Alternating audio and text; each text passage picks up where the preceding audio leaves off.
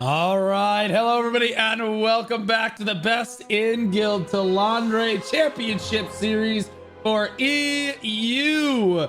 We have a ton of new teams playing today for the first time in the tournament, and we are very excited to see them. And by we, I mean my North American caster, Morlin, who has filled in on short notice as all of the EU casters are otherwise occupied today. And Morlin has come up huge for me. So, Morlin, you want to introduce yourself to the EU community here? Yeah, what's up, guys? Moreland. I mean, some of you have probably seen me stream in the game before. I'm a Gladiator player over on NA East. I did a little bit of shoutcasting with Blue before, and I'm looking forward to seeing some new guilds and some new matches today.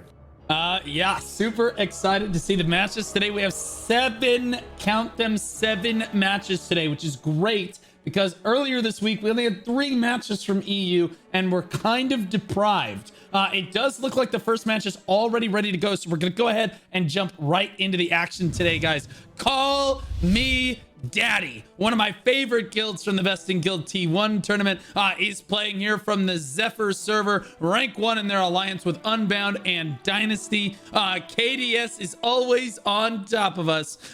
Best in Guild T1 finish, they just said above Sovereign Losers. And then chat PvP, they said something Ethereal Reapers couldn't really make it out though.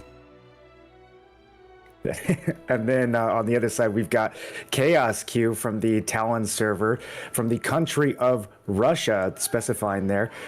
In their alliance, it looks like they are second, and a bunch of other Chaos letter guilds as well. Alliance strength on the server, they put themselves as first, and their prediction is a out round 1 to Thronely fans. Is that what that says? Yeah, they they lost. The guild's name was Thronely fans, and they lost in like the closing 3 seconds of the match. It was laser close on Azrael, that match. Top 50% I see. prediction. Yeah, okay. Yep, top 50% prediction. Chaos actually had 2 teams in this tournament. Chaos X is typically their lead guild, and I think that they basically did a swap, which this is what a lot of alliance guilds do. So they tried to pick their favored spot in the bracket. So Chaos X actually got knocked out really early on. So now some of their the remaining people that can play are playing in Chaos Q here. And CallMeDaddy certainly has their work cut out for them in their first show for this tournament. I'll be honest with you. Oh, dude, what a crazy map we have here. We look over towards pick ban into the first lobby here. It looks like CallMeDaddy won the coin toss. They chose to pick Chaos Q banned. Chaos Q banded Pacolo, Leviathan, Digon, and Adentis. Morlin, the first match of the day is always a banger. We're going to Turno. You gotta love it. You gotta love the confidence for picking Cherno as your map with all the options that you have. You gotta be crazy picking Chernobog up in here. I'll be honest with you, this should be actually a relatively close match here. I expect great things from CallMeDaddy, a very strong guild on EU. Plus I have on I have a good source knowledge that there's a professional esports gamer in that guild hiding amongst them. I will keep his identity a secret, but there is a professional esports gamer over there somewhere. And now there's also, again, Chaos Q, though they had a good showing in the first round of this tournament. And again, for CallMeDaddy to come out and pick Cherno, I think it expresses that they think that they're probably the underdogs, because Chernobog can be a bit of a coin flip. Moreland. Yeah, it's a risky map for sure, but I guess if you're not quite sure how you're going to stack up, then it's one of those maps you can definitely make a bit of a hero comeback. It'll give you an opportunity, if you have time to learn how your enemy's going to play and kind of figure out how that's going, then maybe you can come up with a strategy in the second half and do something surprising. Oh my gosh, and we are off to a running start on Cherno for our first match of the day. And I'm gonna be honest with you, CallMeDaddy is putting on a clinic. Chaos who over here getting absolutely wiped on the first engagement. CallMeDaddy clearly with the map prepared ahead of time and showing why they are one of the best guilds in the tournament here, Moreland. Yeah, absolutely. And getting the early presence here is going to be important. But then again, you have those respawn points that are so close. So, I mean, you've got lots of opportunities to flip this here, but this initial push is just looking extremely one-sided. So, a good opportunity for Chaos Q to maybe take a beat and figure out what just happened. Yeah, absolutely. Chaos Q with 2 Cordy crossbows in their guild, N Fun and Cybercore, and then CallMeDaddy with Kolkasa and Wind Whisperer as their 2 on their other end there. And again, CallMeDaddy basically holding the high ground here. Finally, we're starting to see some kills trickle through for Chaos Q here in the first match of the day. But again, it looks like CallMeDaddy prepared this ahead of time. They thought that this match was going to be relatively close, but they knew that their members would be able to pull it through for them. So far, they've been doing a solid job, but we're seeing more and more Chaos members make it up onto the high ground. It's just that they're dying so quickly, Morlin. They are, but I mean, you can flood in. You can kind of throw bodies and corpse push here a little bit. You want to make sure you've got some presence so that people aren't just absolutely running into the blender. And looking at the kill feed here, I gotta say it is looking a little blendery. So they might have a few tanks up top, and that's great. But if they can't do something to cause a little bit more of a distraction and an opening for the rest of their team to get in, then all of that spawn and corpse throwing is not really going to lead to the actual objective here. That corpse throwing is right. You're just throwing your healer forward and saying, take her. As you try to run up the stairs behind them, the tank trying to run through as well, but just not making it through on this one. As we CallMeDaddy just locking down the stairs. Ooh, man, I don't think that Chaos was necessarily prepared for this quite yet. As again, I think that they were expecting a little bit more of a reasonable map here. We're locked on to Cybercore, taking a look at his Cordy crossbow attempt here as he works his way up the side of the cliff. There's the spin right there. And again, not getting anything done right there on that Cordy. I've got the other spinner here in Fun from Chaos Q hooking up to the very top. We'll see if he's able to make a play. He's pretty deep, getting pushed around a little bit, and there's the spin on the stairs, maybe doing a little bit of damage, but nothing really decisive here. We're going to need more of a response, more of a setup. He's going to need his tanks to pull or something. Yeah, absolutely. Chaos Q here honestly worked their way up onto the high ground, and for a moment there, CallMeDaddy was actually busy farming them on the portal down there. A minute and 20 seconds left on the clock. Chaos Q has managed to push the fight all the way back to the Riftstone. It is possible that Chaos Q was able to pull this one back, but I'll be honest with you, I fully expect CallMeDaddy to be the dominant guild on this Riftstone based on what we've seen in the first few moments of this match. Right here, Night Prowler doing what he can in the middle of everyone as the tank right there. But again, he is super low. His healer nowhere in sight. Certainly is going to go down in a moment. No, his healer does manage to make it back to him. So the healers on the side of Chaos Q doing what they can. With 45 seconds left on the clock, let's take a look at the leaderboard real quick. You have Nijai Massey, who is on server transfer, so he's in CallMeDaddy as well. 40 Illustrious, Wind Whisper, I'm Wesky, and N-Fun, all leading the leaderboards. And look how many spears are at the top of that leaderboard there for EU. That's very dominant in this current metagame. Damage dealt here for Chaos X. N-Fun actually has the most damage dealt, believe it or not, on that Cordy, despite not really finding as many kills as maybe he might like. It looks like obviously damage taken is going to go on the side of Chaos there, but the healing, K-Fun once again trying to pull it together for Chaos here and hold it down, because everyone else on the healing leaderboards is a member of CallMeDaddy. Yeah, and I'm once again following Infun's perspective here. It looks like he's having a little bit of struggle getting into position, but if he's doing top damage, we'll see if he can make something happen. It looks like he just gets melted, probably taking a lot of focus from CallMeDaddy. They're doing a very good job. Even if he's top damage, he's not really able to get into position, not really able to make anything decisive happen. So if he's the top damage, that just goes to show how much more the DPS in the rest of Chaos Q must be struggling here as well. Yeah, and despite that big kill feed on the right side of your screen being mainly CallMeDaddy favored, you're still seeing 20 Chaos members on the point right now. So CallMeDaddy not as disciplined to stand on this point right now. They are at 22% as Chaos tries to initiate their first point. They just keep getting flipped off repeatedly here is CallMeDaddy's front line doing a phenomenal job of pulling the front line away. HM getting pushed off one more time as he approaches the Riftstone. He's going to try to approach one more time. There he goes, tries to go for it. We'll see if he can actually get anywhere this time. 50, 60, 70, 80, 90. He gets flipped off again. The front line from CallMeDaddy coming up big for them right now. 55% and climbing on their contribution as Chaos just tries to get onto the board. I've got to say, as a spear enjoyer, this really is a spear dream scenario here. You've got a big wide area on the top so that as a spear thrower, you've got lots of safe room to establish and move around, but your enemy has to walk through these stairs and just constantly clump on top of each other. So you've got the best of both worlds here. Tons of clumping and choking that you can just throw your spears on, but then you yourself don't really have to clump. You've got all this space where you can just hang out, be near your tanks and healers, and just live the good life. Yeah, absolutely. We've got CallMeDaddy getting a solid kill feed there as they take convincing control of the stone. Chaos Q with a mighty surge onto the stone, but now their front line really struggling to try to get through again. I'm looking for HMM. He did, I think he got stopped on the stairs, so that even having trouble getting up to the stone proper as a tank on this one.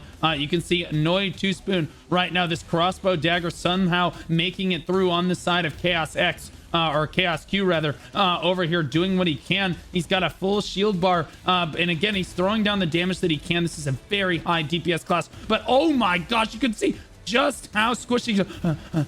Catches a heal right there, gets himself back to full health once again, and again continues to pump down damage, but you can see just how sweaty Noi has to play on this class. Oh my gosh, almost a full health bar of shielding right there. And again, you see him, he almost got two-shot just a moment ago, but abusing that mobility on that crossbow to try to stay in position. And once again, we still don't see the front line for Chaos able to really make it through the fight and push onto the Riftstone quite yet here, Borland. Yeah, and I'm trying to follow Wind Whisper here. He's definitely, so this is one of the CallMeDaddy cordies, and he's definitely positioning a little bit more aggressively, maybe a little bit too aggressively there, since it looks like he finally went down. But we are seeing a lot more aggression from CallMeDaddy, from their cordy players. I wonder if that's going to pay off. I wonder if they need that extra aggression here.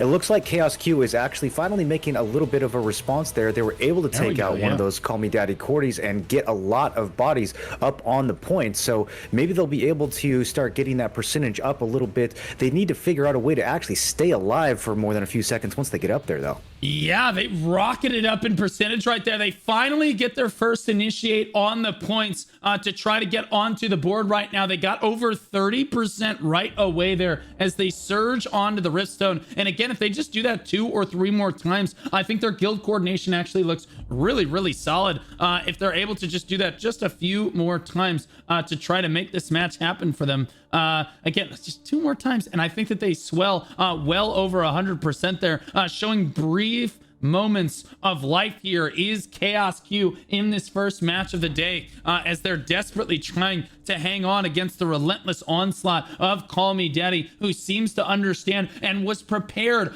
for this map in advance. This is certainly more of a coin flip map, guys, with the spawn point being just off screen down here. You can see everyone spawning in at the same location, just down the stairs right there, and they're just running straight up, and that's why this is such a coin flip of a stone, because it's very difficult to keep control. Even though they are narrow choke points, it's very difficult to control it for long periods of time. Stopping 48 people from constantly running up here is not something that's very easy to do. You see Enfun, one of the top DPS of the lobby right here on this cordy. We'll see if he can't get a big spin-off on behalf of Chaos here in the midst of all of this CallMeDaddy right now. But oh, nope, he is going to go down immediately right there as the other cordies from CallMeDaddy. Wind Whisper getting a big kill feed right there, and Irreality is going to go for the point cap one more time, gets shoved off. I'm so impressed with the front line from CallMeDaddy, consistently able to keep Chaos from interacting with this point, Marlon. Yeah, CallMeDaddy is just doing such a good job of moving as a unit. We're seeing Chaos Q get some presence up on the stone, but I'm not really seeing their statics kind of play together as tightly as we do from CallMeDaddy. You'll just see a wave of red players move from one side of the stone to another, absolutely eat everything, and then move on to the next spot. They're not lingering too long, but they're also still doing a good job of just knowing where their teammates are and capitalizing on these clumps, really moving as a ball without getting punished for that positioning. Yeah, it's actually so impressive as we see the dominance coming down from CallMeDaddy to see Chaos really surge onto the point as a unit all together and make plays happen. I'm surprised that they're even able to do that as dominant as the kill feed looks on the right side of your screen there. Chaos having these small moments of brilliance here. They are able to get just a few members to the high ground here as Brownie area, Ved, etc. get up here, but again, most of these are healers and tanks. No DPS really able to make it through for the most part here. You see Death Tools finally on this spear dagger right now, gets pulled in and immediately killed as I lock onto him, and that's exactly the problem for Chaos Q rather, is that they just struggle to get them. Ooh, Bronny's gonna go for a cheeky cap on the point and gets flipped off immediately. Kerr says, get out of here. You're not allowed to do that. Kerr sees him one more time, but can he resist that? CC, nope, does find the CC right there once again. Brawny gets flipped away, and the stone will get interrupted once again on behalf of Chaos.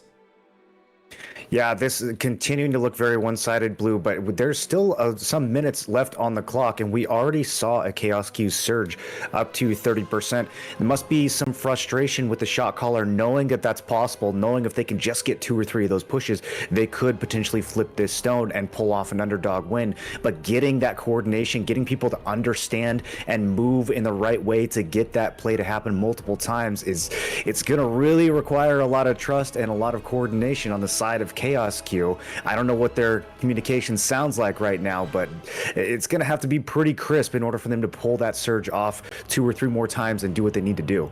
Yeah, I would imagine that their comms probably sound a lot like some shot calling amidst all of the screaming and death in the calls with everybody.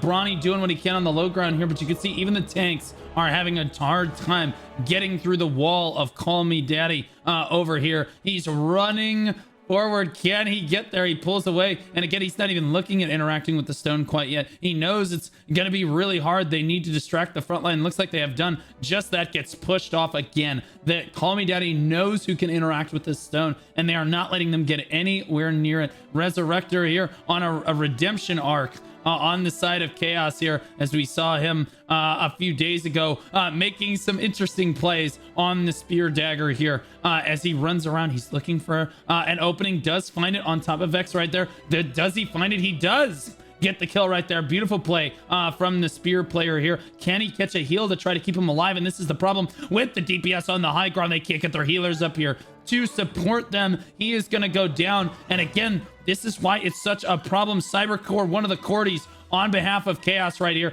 going to go down as well. And ooh, it's looking a little bit more dire as the minutes here as we tick under the 11-minute mark. Yeah, I don't know if they're in the middle of trying to come up with a new strategy or if it's just low morale or what, but I'm starting to see some Chaos Q members kind of spawn in and linger for a minute, not really thirsting to go up for that objective. So maybe they're talking about changing something up or doing something different. It does look like they are no longer flooding into that respawn, so maybe we're going to see them approach from a different angle, which is really what is needed here. That was going to be the next thing out of my mouth, is that we probably need to see a change of strategy here from Chaos Q.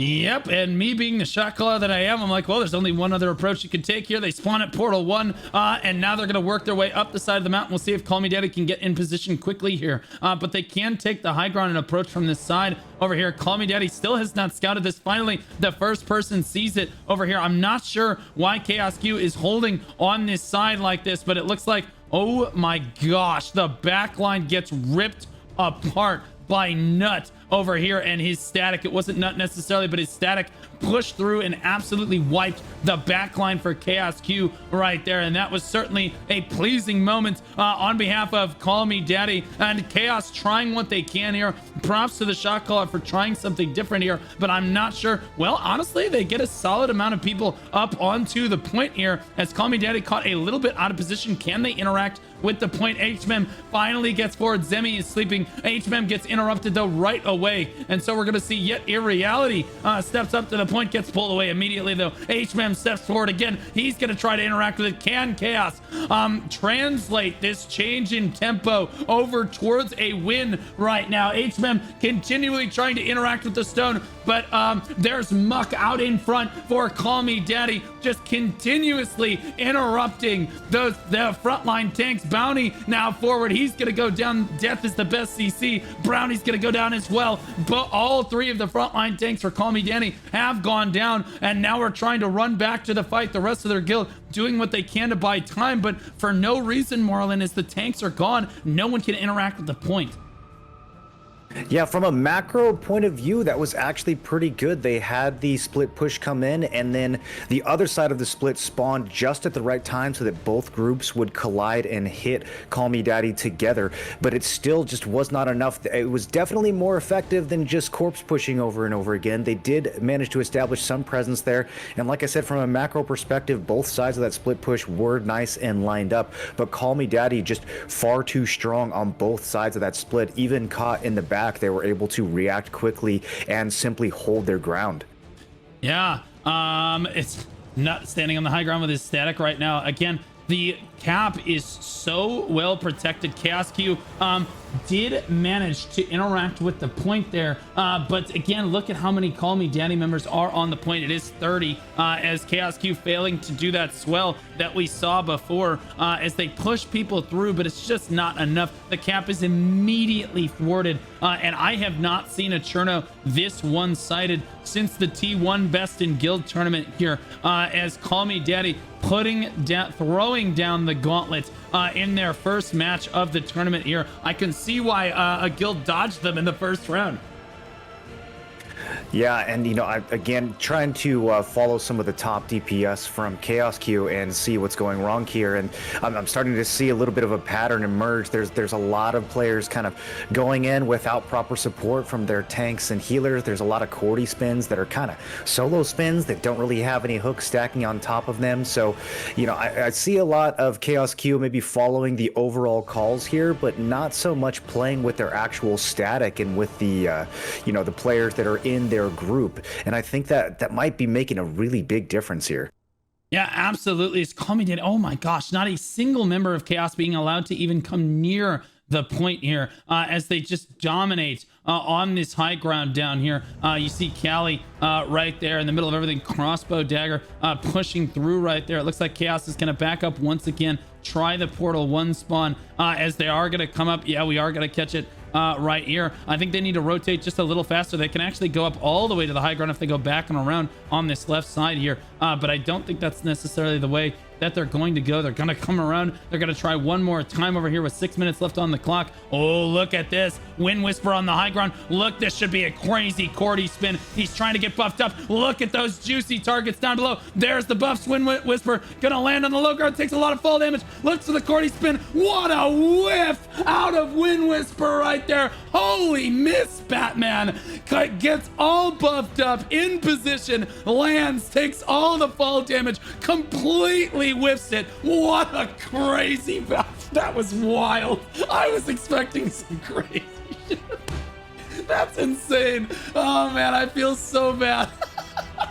He's had such a good match all match long, and I was just trying to highlight how good that flank was supposed to be. He had the setup. He was ready to go. He got the buffs, and then he just, you know what? He had premature spinulation. Happens to even the best guys, Marlon. Yeah, of course it happens to us all sooner or later. And I mean, look, they can't all be winners, you know. It's like a 20-second cooldown. Sometimes you just got to send it, and if everybody was watching, you know, every 20 seconds of your plays, I'm sure that Exactly. all of us have some moments that are not too flattering. Yep, those moments there at the whole point of this, guys. That's one of the top DPS and top killers of the lobby right there. And you can see he had a brilliant position on that one, but always goes to show you that in large scale PvP, everyone makes mistakes all the time. I make mistakes. Well, Moreland never makes mistakes, but I make mistakes. Everyone else makes mistakes. Mere mortals can only do so much right there. That was pretty funny to catch that one. I won't make him relive it. I thought about instant replaying it, but no, I won't make him relive it. Varus here for Chaos Q, doing what he can to try to put down damage on this Spellblade, but certainly a difficult class to be playing when your guild is this far behind. 4 minutes left on the clock. Chaos has not been able to interact with the point again because I have been so impressed. I think CallMeDaddy might have the best frontline of the tournament that I have seen play so far right now. Varus, you can see, really struggling to get through. Look at that wall of red right in front of him, and he gets pushed down, knocked down to the low ground. I think he may have died from just a slight bit of fall damage right there. CallMeDaddy doing such a solid job of locking this match down, but Chaos also showing resiliency as a guild to try something different, even on a match on Cherno that can seem kind of hopeless, and it feels like all you can do is spawn in and run all the way up. They are still trying different things. Yeah, and you know, a map like this can definitely be a bit of a morale crusher because that spawn is so close. If you are someone who's just spawning, dying, then you know, you might not necessarily have the most energy or enthusiasm to get back in the fight, and that can definitely affect your tempo.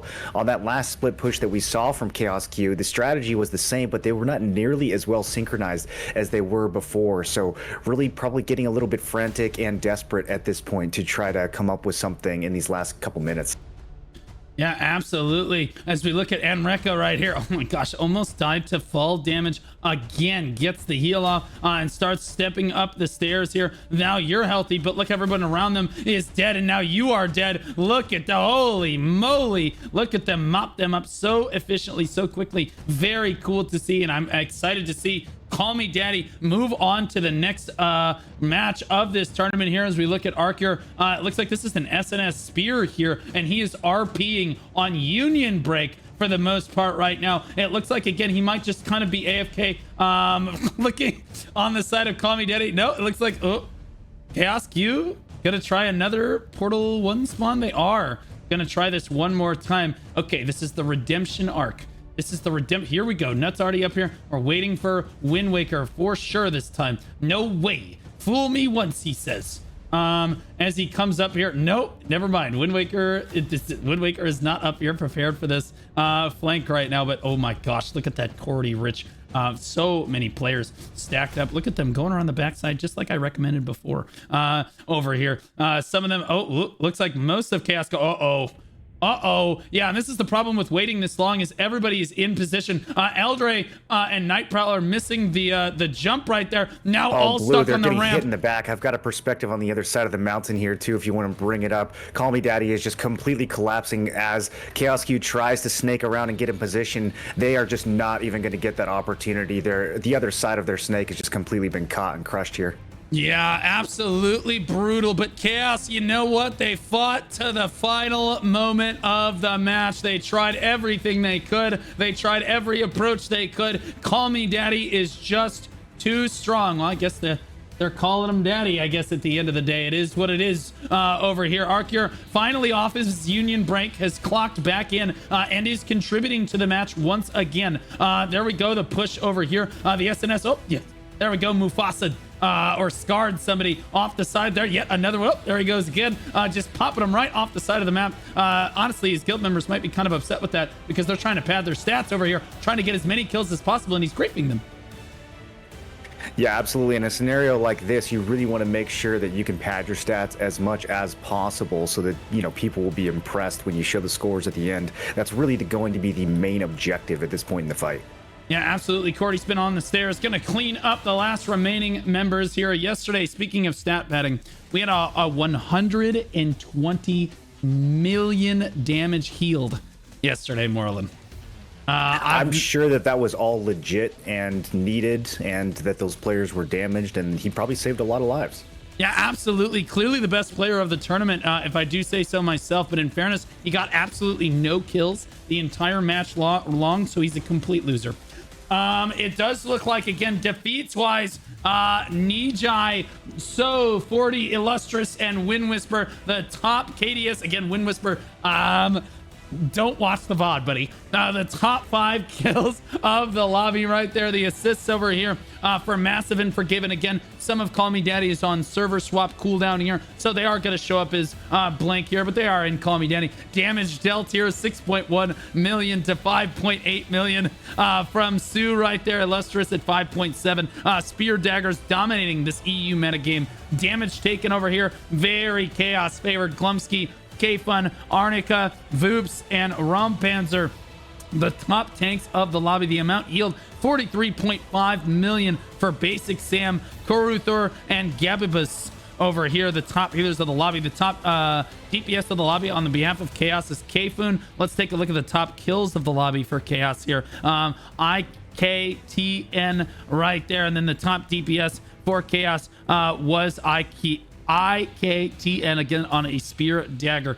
Spears super prevalent in this metagame, Marlon. Yeah, and it would be interesting, you know, I don't know enough about the EU meta to know if this has to do with the way that people are building endurance and evasion differently or something like that. But Spear's definitely performing really, really well in this first match. We'll see if that's going to be the pattern continuing forward. I absolutely can see why they would perform so well on a map in a situation like this. I mean, like I said earlier, as a Spear user, that's pretty much everything you need. You got a nice lower elevation choke that's just setting people up for those perfect fire spear clumps. Meanwhile, you've got plenty of space over by the stone to kind of hang out and be safe. If somebody does try to dive you or jump onto you, you've got plenty of room to stealth out, move around. Your healers have time to react. So it really is a great scenario for Spears here, and it's not surprising that they are the top performers. Yeah, absolutely. The EU metagame just so slightly different from NA East. And then NA West is, well, they're doing some different options on that one. But NA West feels that they are much stronger than EU and NA East. I would love to see all 3 regions fight each other. Let's take a look at the instant replay from that last match right there. You see Chaos Q coming around the backside this time of this fight. Again, they stood and waited just a little bit too long, I think, on this one. CallMeDaddy scouts this, and we saw the Moreland perspective. Some of them came at it on the backside of the cliff. They got hung up on the front side of the cliff here, and it is just an all-out brawl. They get caught where they don't want to. There's the other perspective right there. You see both sides of the fight just not going their way. CallMeDaddy was just ready for everything. Yeah, absolutely. They just were really not hesitating, whether it was that choke point or that side push. I mean, by the end of that match, just the confidence to push so far off the stone and catch Chaos Q as they're coming in. At that point, they know that they're stronger. They know that they can make those aggressive plays. And, you know, there's really just not much that Chaos Q is going to be able to do at that point. Yeah, absolutely. Good fights to both teams there. Chaos sadly going to go down in this tournament, but hey, man, they made it through that first round there, made it to round 2. And I got to give props where props is due. They have 4 guilds still running in Throne and Liberty. They have 4 guilds all allied with one another. I know how hard it is to run a big organization like that. It is literally insane. So props where props is due there to them. CallMeDaddy exhibiting dominance in this match, though, and we'll move on to the next round of this tournament. Let's take a look at the next match of the day here as we have Goblin Slayers versus Lunarch. We have seen Lunarch play once before against Arcadia in this tournament, won very convincingly in that matchup, but we have not seen Goblin Slayers yet. Lunarch from the Cascade server, ranked 3 in their alliance with Minusrin, Just Crits, and WakaClan. We saw WakaClan, that is Wakayashi, if you remember him from BDO. Moreland, rank 1 on their server. Siege is 1. They're just happy that they've won more than one siege. They're very excited. They had an exclamation point after it, so I figured I would include it. It's pretty cool. They said we just finished rebuilding. 1 month break, no practice. We winging it, boys. They just want to be top 50%, and I think that Lunarch has already achieved that. Yeah, I always love these chat PvPs that are very humble and sort of low-key. Oh yeah, you know, we just rebuild. We're just no practice, whatever. It's hard to tell if this is going to be genuine humility or if they're maybe sandbagging a little bit and going to show up with a stronger performance than expected. So it'll be exciting to see how that plays out. Yeah, absolutely. I'll let you introduce Goblin Slayers over here on this other side because we have not seen them yet in the tournament so far. Yeah, Goblin Slayers looking like they have a second Goblin Slayers guild in their alliance as well, and then Envy and Maelstrom. Their alliance strength on their server, they are putting themselves at first with 9 sieges won in a row. I don't have any way to verify that, but if that is true, that is a pretty immense level of strength. Not a lot of alliances, even the top alliances, can claim 9 siege wins in a row. So their prediction of top 5, look, I mean, if they've actually won 9 sieges, then I would expect them to get top 5. That's going to be pretty bad if they don't. So we'll see what they're able to pull off here. Yeah, it would certainly be a little bit embarrassing, but honestly, let's be real. We've seen stronger guilds go down so far in the tournament, but they should have at least enough Solent to make it happen. Sadly, Siege not worth as much Lucent. That's why we're all here. This is where all the Lucent is. We take a look over at the versus screen, and we're going to talk about pick ban for a moment. Lunarch won that coin toss, guys. They chose to pick Goblin Slayers band. Goblin Slayers band Malakar, Chernobog, Kawazan, and Grand Alon. It does look like it looks like the guilds have actually agreed to do a gentleman's agreement. It's going to be a 35 versus 35 on Azrael. Wow. Okay. So I guess one of the guilds was not able to fill their roster today, and that probably what brought this about. But 35v35 on Azrael, I'm thinking about how much different that could actually be from a 48 versus 48. I mean, it's such a open, kind of brawly, scrappy map, anyways. That we're probably going to see some pretty similar strategies. Yeah, honestly, Azrael down to 35 people. You'd be surprised how different the dynamic actually is between a 35v35 and a 48v48. I'm sure that you've experienced this, at least in Node Wars in BDO, and then in Throne, we don't get to see just quite that kind of a numbers difference, but the dynamic in the metagame changes quite a bit. You just have a lot less healers overall. If we take a look at some of the wands of the lobby, you're looking on the right side here. You're looking at what is this? Is this Lunarch? It looks like Goblin Slayers only has 9 wands in the lobby. That's only 9 healers at maximum against the 14 on the other side of Lunarch. Yeah, that's going to be a really big difference. You're talking about 50% more healers on a map where you've only got 35 players. That is definitely going to make a big difference. You know, healers maybe not quite as oppressive as they were before the patch, but still incredibly strong. And, you know, 9 versus 14, we're absolutely going to see the difference here when it comes to that survivability in a setting like this, especially on Azrael, where, you know, with 35 people fighting over Azrael, it's going to be fairly easy to find your targets. It starts to get a little fuzzy around 48 versus 48, but 35v35 with that much space, you're going to know where the Cordies are, you're going to know where the Spellblades are. You're not going to have too much trouble picking them out and locking them down. So if you don't have healers that can react to that and keep those DPS safe, we might see those DPS struggling to kind of stay alive and just keep their feet on the ground when it comes to this map. Yeah, absolutely. Only 3 spears in the lobby on the side of Goblin Slayers, 5 on the side of Lunarch. Normally we see a lot more than that in the lobby here. So as I scroll through, it looks like some of the people to look out for. Honestly, what kind of Cordies we got going on here? Lunarch with the Zekatsu on the Cordy spinner. That's the only Cordy spinner that they've got. And then on the other side, Goblin Slayers does have 2 Cordy spinners. Monkey Lips and Vaza. I don't know exactly. Monkey Lips gives me a visual image. I can't get out of my brain now.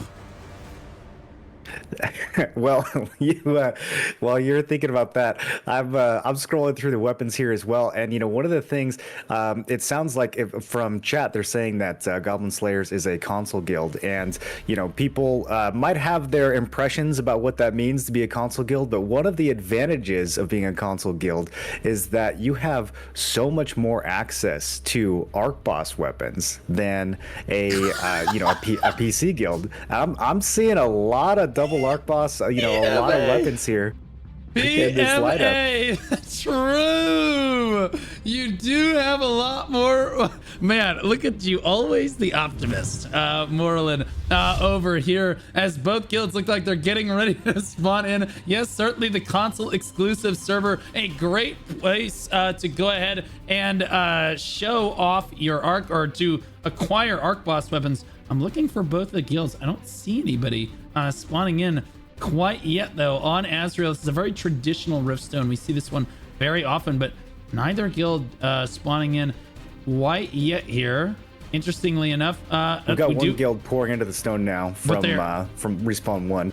Yeah, but they're all white because it's bugged. Interestingly enough, looks like Lunarch from this Lunarch is apparently the white guild here. They're the yellow bunnies right now, so hopefully the other guild does not bug out and they are actually their color. That way we do know. Honestly, it's kind of sad because Lunarch, you think of that, the monarch butterfly. I'm not sure if that's what they're necessarily referencing here, but Lunarch, first one's in position here. I'm not sure where Goblin Slayers is, though.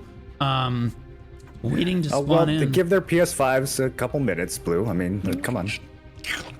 I wasn't gonna make the joke, but that's fine. The solid state hard drive with that SSD making a little bit of a difference right now. We're still waiting for our console brethren to join the match right here. Well, in the meantime, I mean, look, the first guild to get set up on Azrael, honestly, it doesn't matter a whole lot. You do have kind of those choke points with the stairs that can be decisive in those first engages, but at the end of the day, there's a lot of different angles to hit this arena from. So as long as they all manage to load in at some point, they can make a good push. I think the lobby needs to be remade completely. Yeah, we need to message the tournament director. The lobby just needs to be remade very quickly. As all of the teams have spawned in as white. Sadly enough, we'll bring it back to the caster desk here as the first engage happens. Tragic right there. We'll just remake the lobby.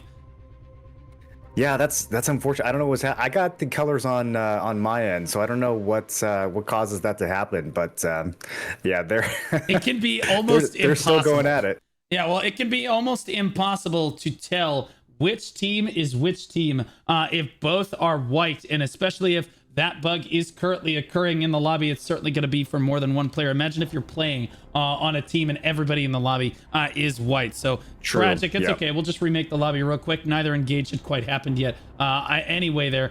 Sadly for us, it will be about another 15 minutes before console is able to get through that load screen to get out of the lobby and then get back into the lobby one more time on that one.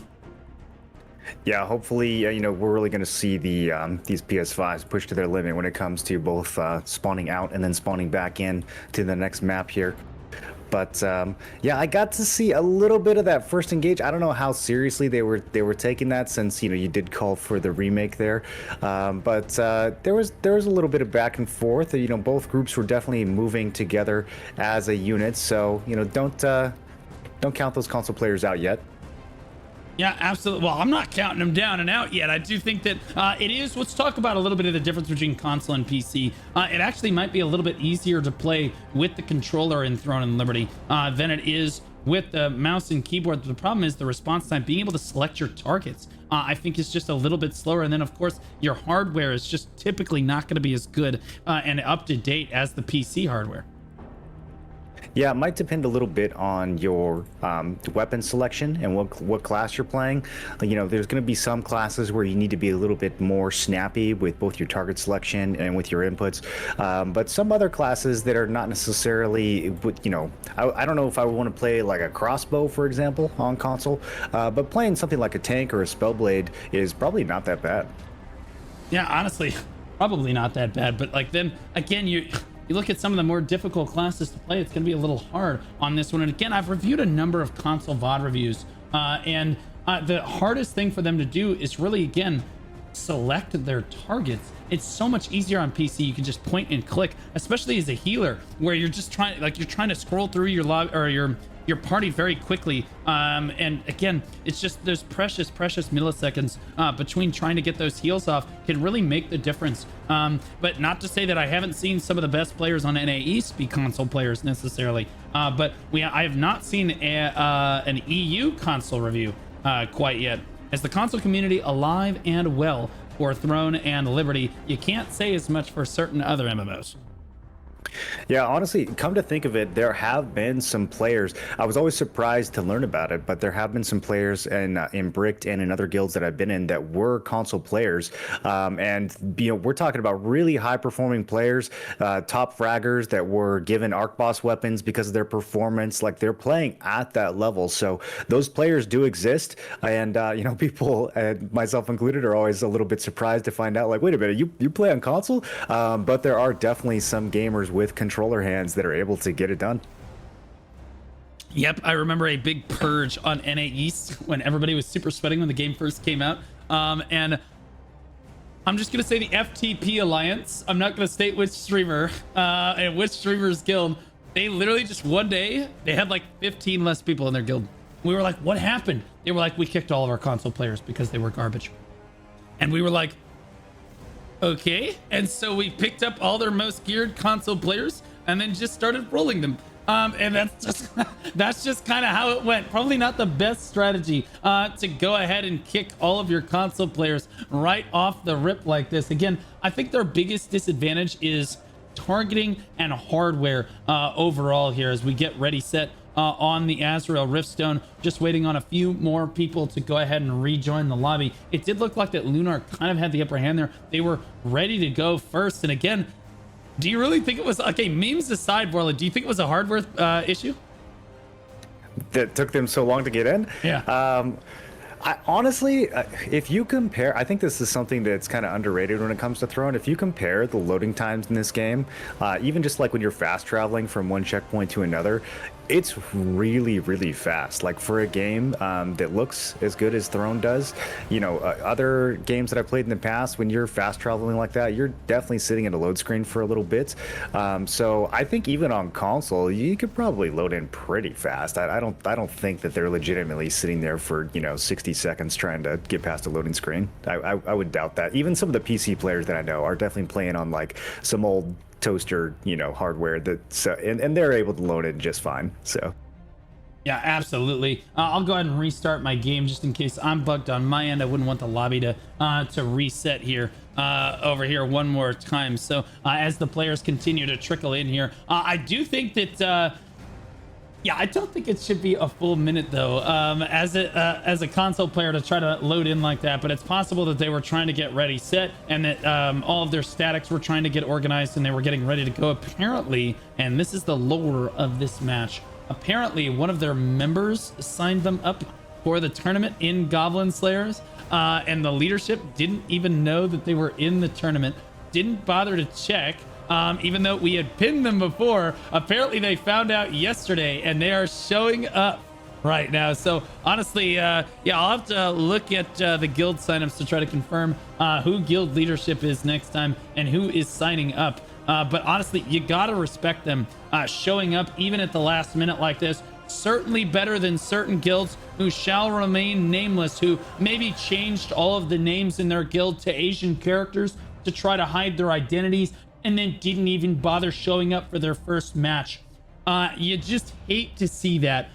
Basically forcing a shift in rules for the entire tournament, region-wide, and then not showing up is peak EU cinema, Moreland.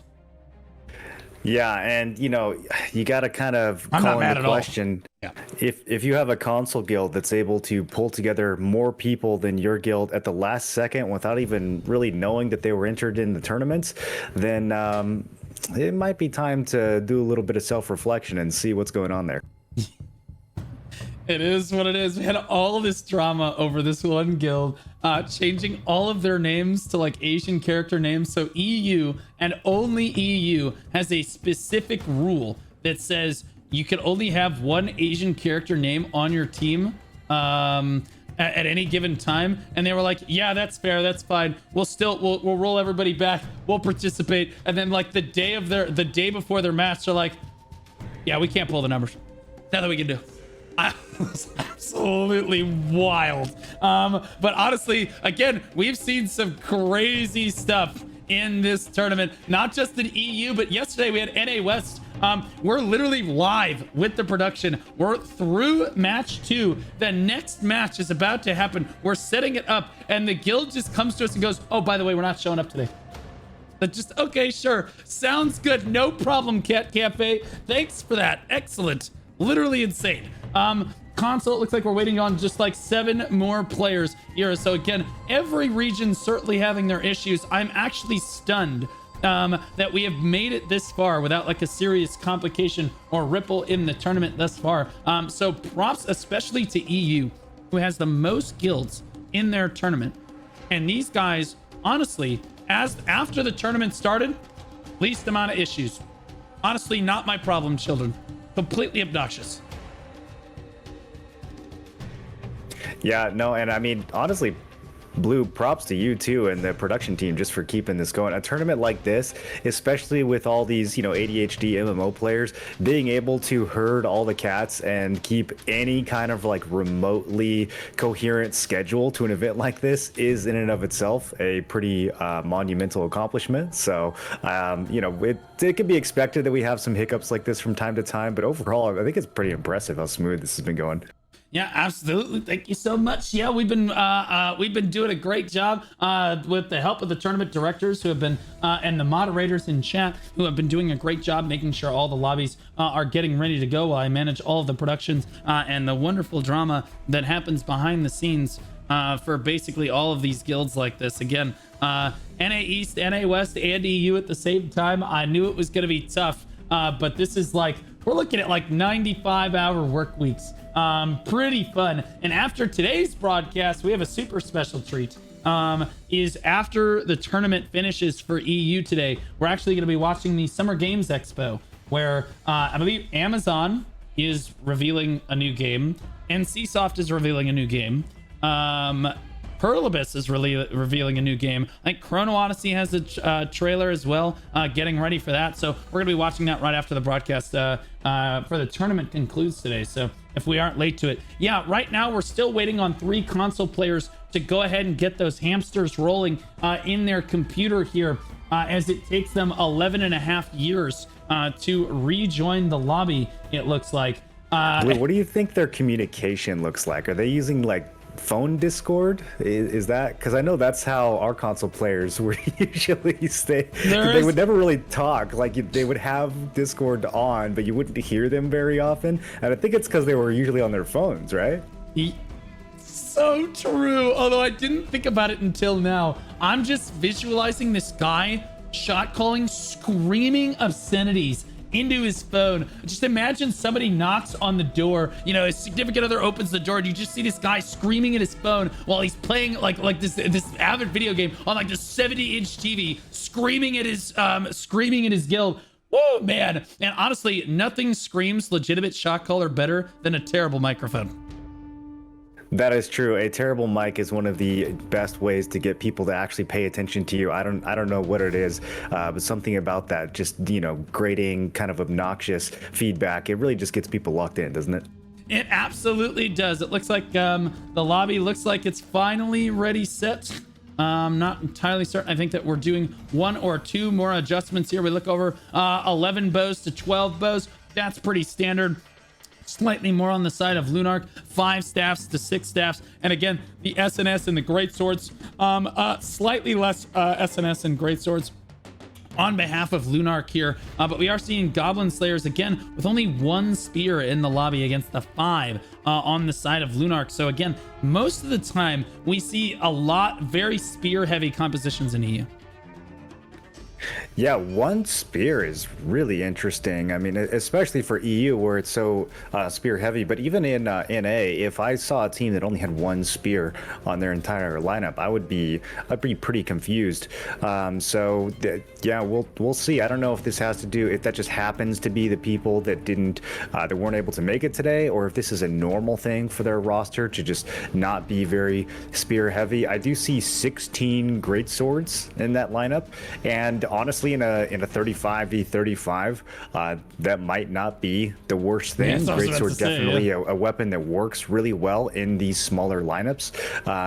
And Spear, kind of the opposite. Spear is a weapon that scales more with bigger clumps and more targets that are going to be standing on top of each other. So maybe this will go in their favor. It does look like we're waiting on Monkey Lips right now. Interestingly enough, as we prepare to start this lobby here. I think there's 9. There's 9 wands on the side of Goblin Slayer with 14 on the other side for Lunarch, so a lot more healers for Lunarch. Again, this greatsword's going to have their work cut out for them if they're going to do that right now. It looks like we are go in the lobby right now as Monkey Lips is finally joining us. What an interesting visualization, interesting visual cues that we see out of Monkey Lips as a name here. Let's get into the match. It looks like we are back into it right now. Its numbers are confirmed and we are ready to go. I do have like the boss icon is actually on the mini map here. Lunarch looks like they are running again first to the Riftstone, and once again we're seeing Goblin Slayers lag behind here, Marlon. Yeah, I have started the 60-second timer. Let's see if they are able to beat that or if it's going to take even longer. But Lunarch just getting set up right away, and we'll, you know, here we as soon go. as Goblin Slayers decides to come, This we'll is the first half of Goblin Slayers is actually up top at spawn point 3. All spawning in here. You can see just how slow they're like, okay, yeah, everybody get over here one at a time. Fortunately, the lobby is not bugged this time, so we can basically get ready set here. I'm not sure that I like this engagement, but really, I mean, if you're going to engage one way, this is definitely the way to do it. Ashley Slum on that orange morph down here on the low ground for Lunarch, basically rolling around as that orange right now as we see Goblin Slayers trying to rotate. Ooh, catches one of the Lunarch. Is like, oh, you see nothing as they try to run. Don Shklozo looks like he might be the first blood of the lobby running for his life, but honestly that's not a good sign on behalf of Lunarch. I mean, on behalf of Goblin Slayers is, oh god, one of their members actually fell down to the low ground. Very difficult to run in a straight line if you're drunk, and that's one thing that we haven't considered is how many drunk members does console actually have right now. They are dropping down to this low ground right here. Looks like they're going to try to engage from the stairs, and Moreland, I like this engagement personally, but you have to do it correctly. You cannot just come down the stairs. You need to drop down directly on both sides basically of the stairs and then have your tanks kind of run down the stairs is usually the best way to do this. You do not want to fly down into the courtyard and this is, oh my god, they're just going to go straight down the stairs. It's a bold strategy, Moreland. Let's see how it works out for them, and it looks like that Lunarch is gonna meet them on the stairs right there. Holy kill feed, Moreland. Yeah, as you were pointing out, pretty much the one thing you don't want to do here is have your entire guild lock arms and walk down this tiny little staircase, but that is in fact the route that Goblin Slayers chose to take. So on their next engage, they're really going to want to think about taking up a little more space there using the left and side options. There's so much room on this map. Why you would decide to go into the one funnel and put your whole guild there is a little questionable. We also have just a single Lunarch static way back up on top here that is just causing problems for those Goblin Slayer respawns, and if they get pressured too much, they kind of just fall back to this bridge over here, and they are able to just get lots of kills and play very aggressively as a single kill squad, and it doesn't really look like Goblin Slayers has been able to do anything about that yet. Yeah, just really struggling to regroup here. Are all of Goblin Slayers regrouping this high ground? I was like, this isn't the whole guild, right? They're literally being killed by one static party of PC players. This is crazy. This is insane. Goblin Slayer is really struggling to regroup right now in the face of 6 Lunarch members who are basically unkillable monsters right here. And you said, again, there's a lot of double Arc Boss weapons on the side of Goblin Slayers. I expect them to be able to have the DPS to deal with this static party. We are not, we're not seeing that here, more or less. 5 members of Lunarch just absolutely ripping through people. Yeah, and finally we see one of them go down, but there is this group is playing so aggressively. I mean, they're practically on top of the respawn portal now. Any kind of rally from Goblin Slayer should be able to just mow this group of 5 or 6 over, but these guys have been holding their ground since the start of the match. Yeah, Goblin Slayer struggling to regroup. Looks like they're taking the 6v6 skirmish at the top here. Is there another fight potentially going down on the low ground? Nope, just a couple people diving in. I don't see anybody spawning on the low ground. Oh, the rest of Goblin Slayers is on Union break. I have now Here we go. Look at this. They're all clocked out down here on portal 1, Moreland. They're just going to allow the 2 or 3 statics up top to get farmed on repeat while they stand down here. I don't really know. Again, it's a bold strategy to do that. But again, now they've got 1 static waiting at the first choke point here. It looks like the rest of the guild's going to rotate to the side choke point. Nope, just 1 static, and Lunarch is already waiting for them. Is that fight still raging up top? No, does look like they finally got through. Lunarch has initiated the point right now, but they've also just said, all right, enough's enough, and they've chosen to just push out here and meet Goblin Slayers in the field. Goblin Slayers taking a while between pushes here, Marlon. Yeah, quite a long time, and honestly, I don't think we can blame all this on console lag. There's some kind of shot calling or listening lag happening here as well, because we saw a bunch of Goblin Slayers kind of just hanging out, and then even when they did start pushing, I'm seeing some red players kind of off to the left and off to the right, just not really where they should be, and I don't know what they're waiting for, or you know, what it's going to take for them to get with the rest of their guild and play this objective. Yeah, looks like they're all on the low ground now, all trying to fight together, which is probably a better strategy than just allowing 2 statics to get farmed on repeat up there. 50 Lucent doing his best. This is a tank losing all of this HP right now. His buddy right next to him on this Crusader here uses that guillotine to try to kill somebody. Doesn't actually come up with it though. And Lunarch just closing the vice slowly but surely of this match. Looking a lot more coordinated. Poor Goblin Slayers really having a rough go of it. Yeah, indeed. And, you know, I feel like we really haven't even seen a proper Goblin Slayer push yet. Their guild has had, you know, 10 people engage here, 15 people engage there, but it doesn't feel like we've seen a full 35v35 even happen yet. There's been a lot of just kind of like spreading out and getting caught by these Lunarch statics. So we want to see Goblin Slayers group up here and get a little bit more coordinated so that they can actually, you know, we can see what they're made of. Here we go. I found Monkey Lips here. It looks like he changed his name over to Monkey. They reported Monkey Lips, but that's fine. We'll take it. We'll see if Monkey can make something happen on this one. He's going to go ahead and get buffed up. Ready, set. Here we go. This is the man. This is my guy right here. Going to make it happen for Goblin Slayer. Hyping him up. Here we go. There's the buffs. He's stuck in the choke point here, though. Okay, moving on to the next player in over here. 50 Lucent on the front line. He's going to go down as well over here. Lunarch just cleaning up the entirety of Goblin Slayers before they can really make anything happen. Yeah, and you know, wearing a shield is supposed to make you tanky, but for some reason, when it comes to Goblin Slayers, it seems like Lunarch is able to just kind of pull their shield off, throw it on the ground, and just kind of disintegrate them instantly. Yeah, it's a little rough. I mean, they certainly have the gear as they've been able to play and get. Again, we checked their. They've got a lot of double arc boss weapons in their guild over here, and again they're grouping up, and they have to wait an excessively long time to group up here, but they are, to their credit, trying to get group ups done and move in. They're not just trying to trickle spawn and run into the jaws of death here. They are going to try to do and work together as a guild as they rotate around the side over here. Lunarch like a shark circling in a tank, looking for their food right now. They do manage to get up on this high ground. We'll see if Lunarch comes out to meet them here. Goblin Slayer's waiting for them. I've got a perspective of a Goblin Slayer Cordy here. It looks like he's trying to do some parkour and get in behind the wall. I don't really know if that's possible, but he's back here looking for it. So I'll keep an eye on him and see if he's able to make any plays. Yeah, it looks like here's the main engage happening. The Blood Devotions have been popped. Goblin Slayer going to push through this narrow little choke point to Lunarch's waiting jaws over here. Liam gonna go down right there, as is the rest of Goblin Slayers getting mopped up. What happened with your Cordy?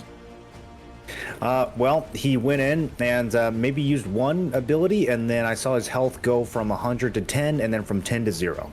Okay, well, good fight. Honestly, skill diff, if we're being honest, at the end of the day right there. Very difficult to make anything happen if you are that far behind in potential gear score. Interestingly enough, honestly, I might be able to kill these guys. like it's who knows? I play healer. It is what it is. Here's Goblin Slayer spawning in once again. Here we go, moving forward, trying to make something happen. Again, you got to give them credit. At least they're trying different engagements, trying different angles to try to move in on the fight here. Marco from Sisak here. We're going to take a look at this as a gladiator. This should be a reasonably tanky person, so to speak. And he should be putting down a fair amount of DPS as well. But again, bruisers, when not ahead in gear score, end up being dead. Most of the time you end up with you try to go like a hybrid build where you have a decent amount of damage, you have a decent amount of tankiness, you end up with nothing if you end up behind here. So we'll see if Marco can come up with something on this push right now, as it looks like they're trying to split their forces this time. Morland, Lunarch doesn't, not realizing it right away, but never mind, they just pulled in everybody. Marco, not where you want to be right now. He's trying to run. He says, heal me please. Gets run down. The rest of Goblin Slayers forced to pull the trigger early as they dive across. In fairness, they do get through this tiny choke point. No problem. But again, Lunarch just says, yeah, that's not an issue, as Sakura basically blasts down almost the entire guild himself. A little bit of a tough situation on the side of Goblin Slayers, but you know, I gotta give them credit. Again, they keep trying to group up. They've tried multiple different forms of engagements. They're being really resilient as a guild, and at the very least, we could just say gear diff, right? Yeah, I mean, we saw from those double arc boss console weapons that they were fully traded, so I assume that their armor is traded as well, but who knows, maybe they put all of their resources into those weapons and haven't got around to the other pieces quite yet.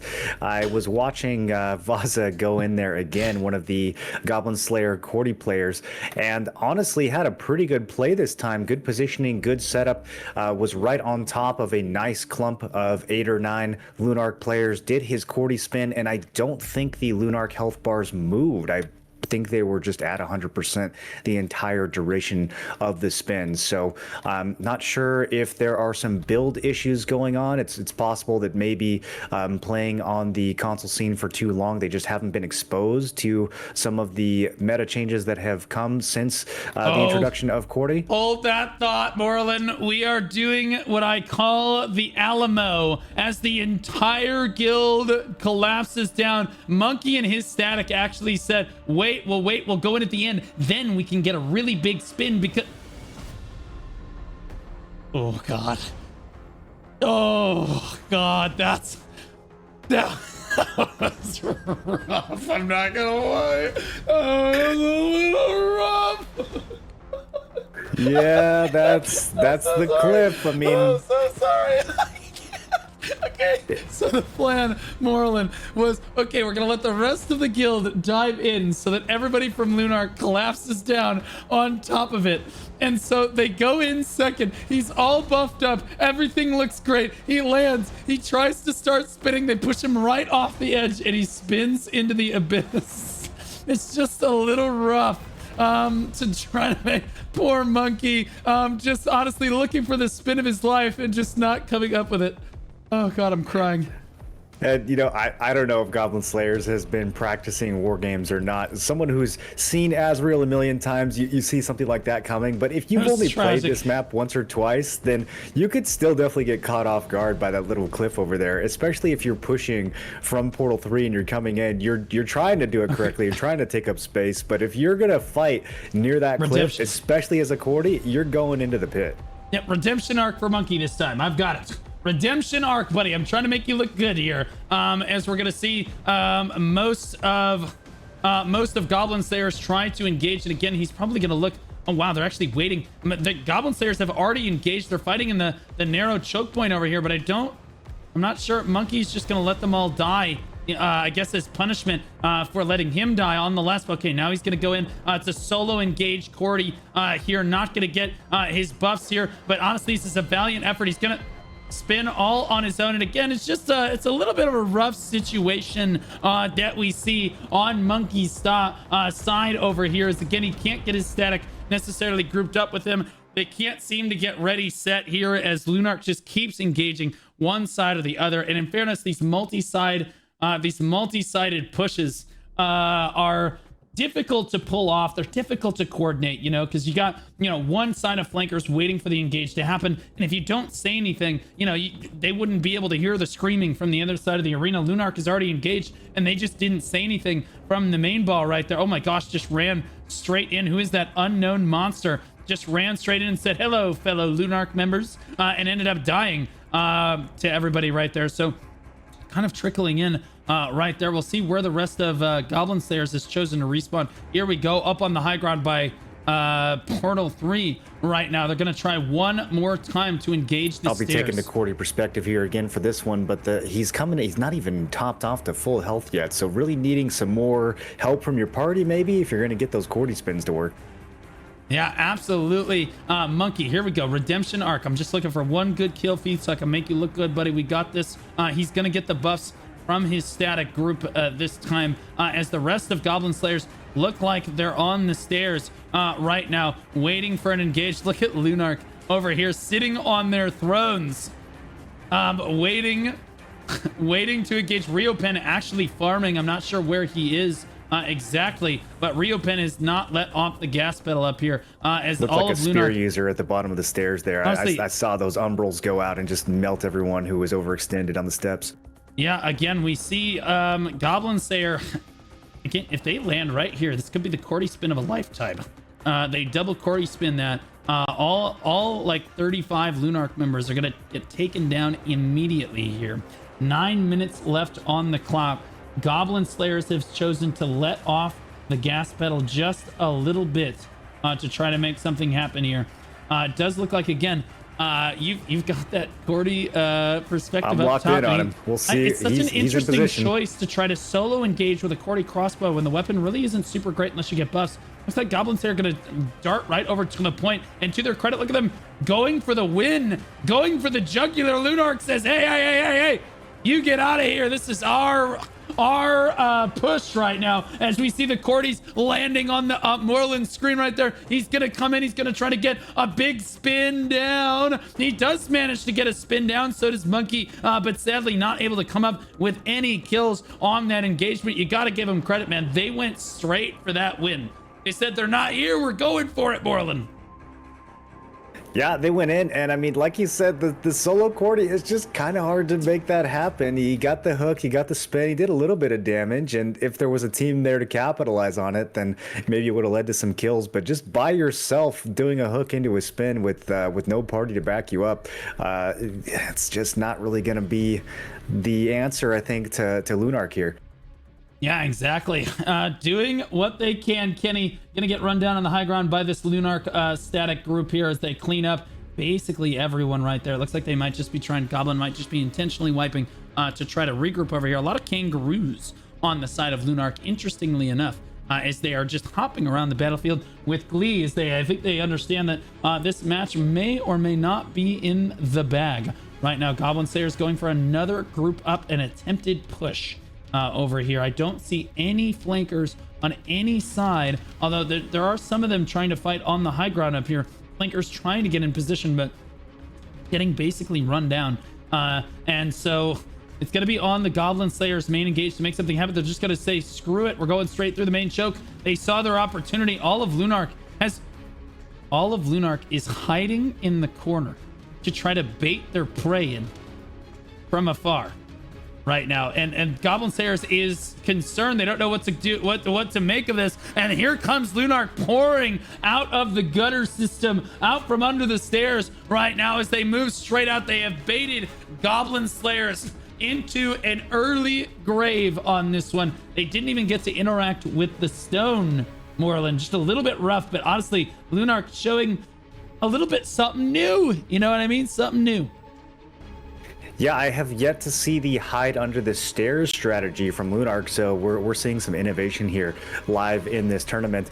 I was watching the kill feed there. I thought that they were going to maybe let Goblin Slayers start a cap and have a little bit of a brawl on the stone, and Goblin Slayers seemed like they were in position to do that. I don't know if they just didn't quite click it or what. Was watching the kill feed closely there, Blue, and I can't say that I saw a single Lunarch member die in that entire push. So it looks like the hiding in the sewer strategy is working pretty well. They are making it happen. They're definitely demonstrating their mastery of the map here as the warning shot flash wave comes down on the side of Goblin Slayer. Interesting to use that at the start here to go ahead and give a small heal to your ally here. Monkey not at full health here, wondering where his static group is. It's possible he actually doesn't have a party, which I'll be honest with you, kind of unacceptable. You like your Cordies, man. You should have a party for those Cordies and ready to go here. We'll see if Monkey can make something happen on this push right now as Goblin Slayers getting ready set. Their front line already getting shredded in that choke. Right now, there we go. Some buffs getting ready for Monkey right there. He's gonna try the side engagement, gonna try to jump over. He's gonna try, I guess, for the spin right here. That's actually a pretty good spin, and all of Lunarch gains HP on the spin. It was actually a good engagement, but they just healed right through it. And again, I think there is a lot of work to be done in terms of how we're organizing our static group.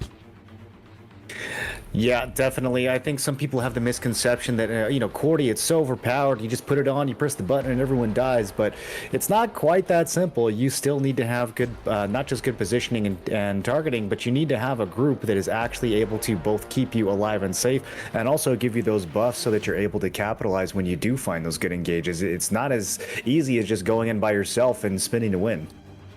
Yeah, absolutely. And again, I gotta give Goblin Slayers credit. Yes, we've had some funny highlight reels here and there, but you know what? They are having a good time basically engaging on repeat here. They're trying what they can. I'm sure that there's cheers in the Discord every time they get a kill. Vaza actually got a double kill right there. Monkey goes in for a yet. That was actually another pretty good spin by Monkey to try to get that down in that choke point there. And in fairness, they are, the Cordies on behalf of Goblin are doing what they can without basically any buffs from their static group for the most part as they go in there. But again, I think that there's a pretty substantial gear diff here, and again, Goblin Slayer not knowing that their match was going to happen necessarily also plays a factor in this. Oh my gosh, my meteor hit like a truck right there, it looked like, and then again it looked like a curse bomb maybe in there as well. Light Story standing on this high ground, doesn't feel he needs to help out as much in the match. It looks like Lunarch has it under control with 3 minutes left to go. Yeah, and Blue, we haven't seen the scoreboard yet this match, have we? It might be interesting to see what kind of spread we're looking at this point. Yeah, let's go ahead and take a look at this scoreboard. I was afraid to look at it before. You got Bravely leading the defeats. If we scroll through here down to Goblin Slayers, you can see that they are just barely beating Lunarch's top healer in kills right here as the Spellblade. The damage dealt 2.2 million right there from Fruity Fresh and Ryu Pain. We saw Ryu Pain, one of the DPSs in that static up top, doing a lot of work up there. If we look at the DPS down here by Goblins there, it's Vaza once again. And like I said, he got the double kill earlier, and we got to highlight it because this is the only 2 kills he's got in this match. But you know what? He's got the top damage dealt for his team. So props to him where you can there. Damage taken over on this side. Again, Goblin Slayer is very heavy on the damage taken. So if you're a Goblin Slayer fan, hey man, this is your kill feed, or this is your menu right here. We call this the Tyler 1 menu, where you grief the entire match and then you just find the one aspect of the match where you happen to have the highest like tower damage, and you say, look, see, I carried. Look at that. MH the top healer of the lobby for Lunarch. We scroll down here. Goblin Slayers at Sparrow, the top healer of their lobby for them here. And again, Lunarch just coming through, doing a great job of basically putting every single one of their DPS above Goblin Slayers. Yeah, I'm looking at just, the individual player positioning and everything from Goblin Slayers, and honestly, it's not that bad. But it really just comes down to the static difference here. You've got Goblin Slayers that are playing as, solo players, basically, whereas Lunarch is not. Lunarch is playing with their group. They've got their buffs up. They're targeting the same person, and they're just getting 10 times better results just being in their static rather than, running around trying to solo. Yeah, absolutely. Monkey going for another spin in the middle of everyone right there. And again, just not able to get any damage down. But again, that was actually a great position spin right there. Had he had his party ready to go, and then he, on the other side, he sees Zakatsu just off screen, gets the spin down on his side, and he was buffed up, got a couple kills right there on the side of Lunarch. And that's the difference between buffed and being buffed and not buffed. with that Cordy. It's just not a very effective weapon unless you've got all those buffs running. I mean, it is good, but it's not considered top tier unless you've got those running. And look at that Goblin Slayer, not with a complete shutout, baby. Let's go. Let's not say that Goblin Slayers got killed 78 times. Nobody kills Goblin Slayers pushes 78 times in a row and gets away with it. The 79th push comes through. They do manage to interact with the stone. Sure, it died immediately, but Goblin Slayer, a good showing on this one. Lunarch will move on to the next round of this tournament.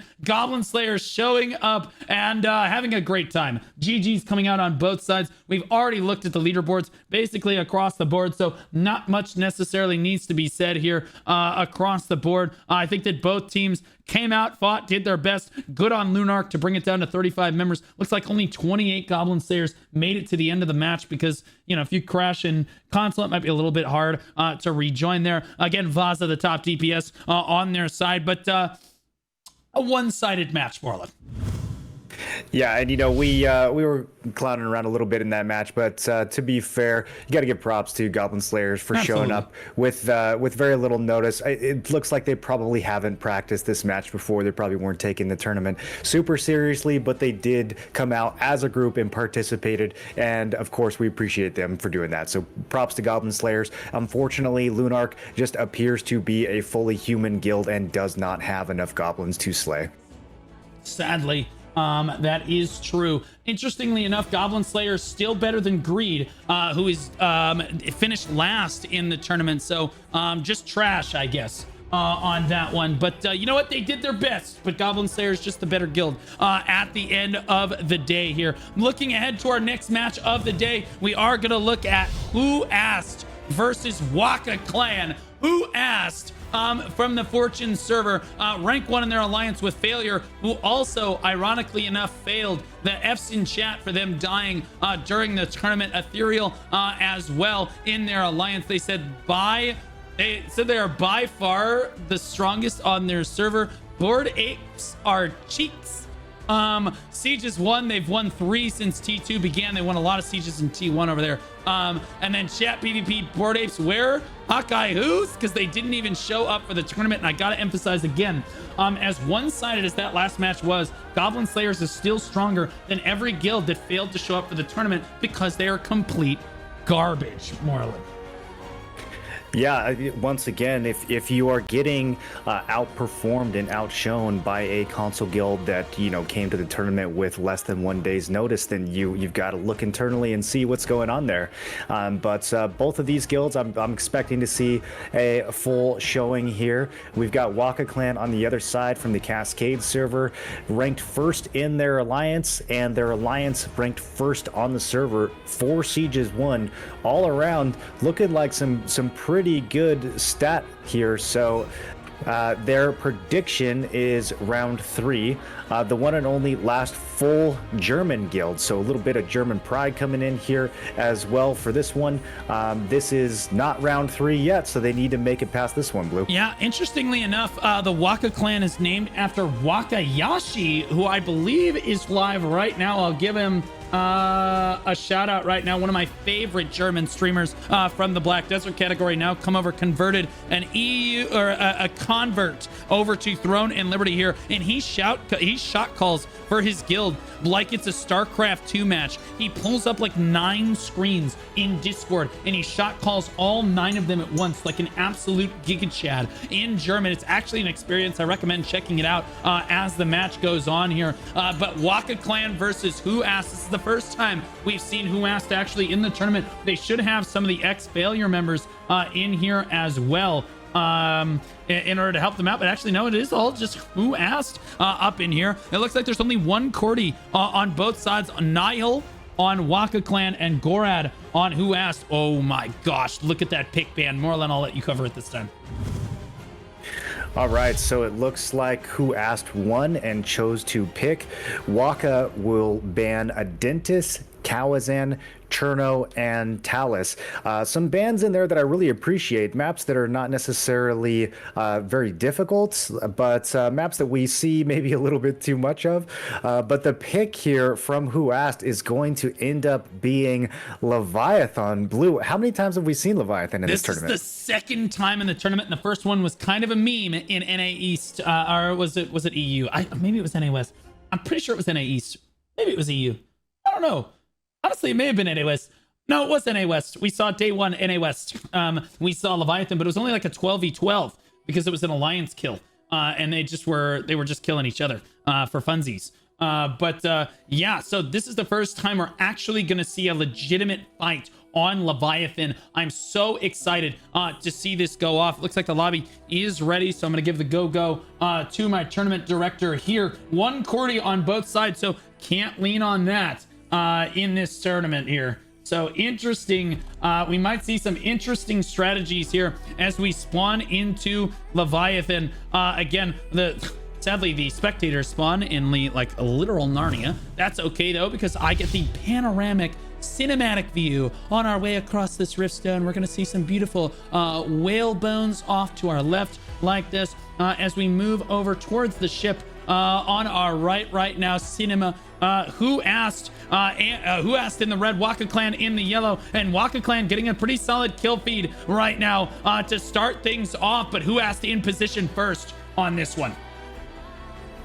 Yeah, and first position on this map is going to definitely have an impact. There's some creative ways you can approach this map, but if you're the first one onto the ship, that's going to pay off. And we're seeing a huge engage now on the stairs as WakaClan tries to kind of catch up to Who Asked and take this from them, pushing very aggressively right through that front line and all the way into the back. And this is looking really good push from WakaClan. I wasn't sure if they were going to make it through that choke, but they just acted like that choke wasn't even there and bulldoze right through it, Blue.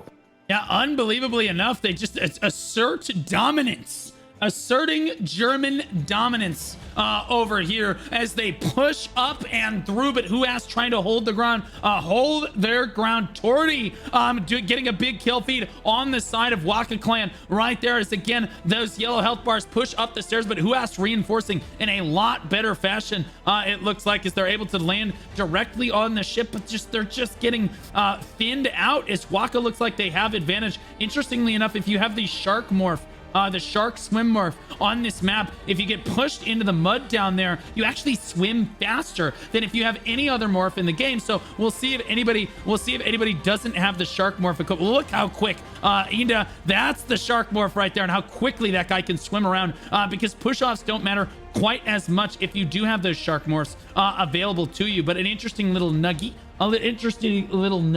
right there as both guilds honestly duking it out on the stone. We're seeing Who Asked pull it back the other way right now, Moreland. Yeah, really good pushes from both guilds so far. I was really impressed at the beginning with that push from WakaClan. Surprised they were able to just demolish the choke the way that they did. But Who Asked is now just back on the ship, taking that space from WakaClan. We're seeing some red kill feed now. So far, this match is really back and forth. It's going to be hard to get a good sense of who's ahead here. I think we've got a proper brawl ahead of us. These pushes into the water over by this front entrance here, not going to be a huge deal as they are able to use the shark morph and kind of swim back pretty easily. But if you get knocked off the other side of this ship, it can be a little bit more annoying as you're going to have to go all the way around to the back stairs and grapple in to the ship. But multiple angles to approach this one here, so you really got to keep your head on a swivel and always be looking left, right, and behind. It's going to be unclear which direction the guild is going to reinforce from when they come to take this little ship from you. Yeah, absolutely. I showed Wakayashi's stream for just a moment there so you could see his POV of the match because he's not even in the lobby here. He's shot calling from outside, and people are saying, is this even allowed? They're going to be able to stream snipe it.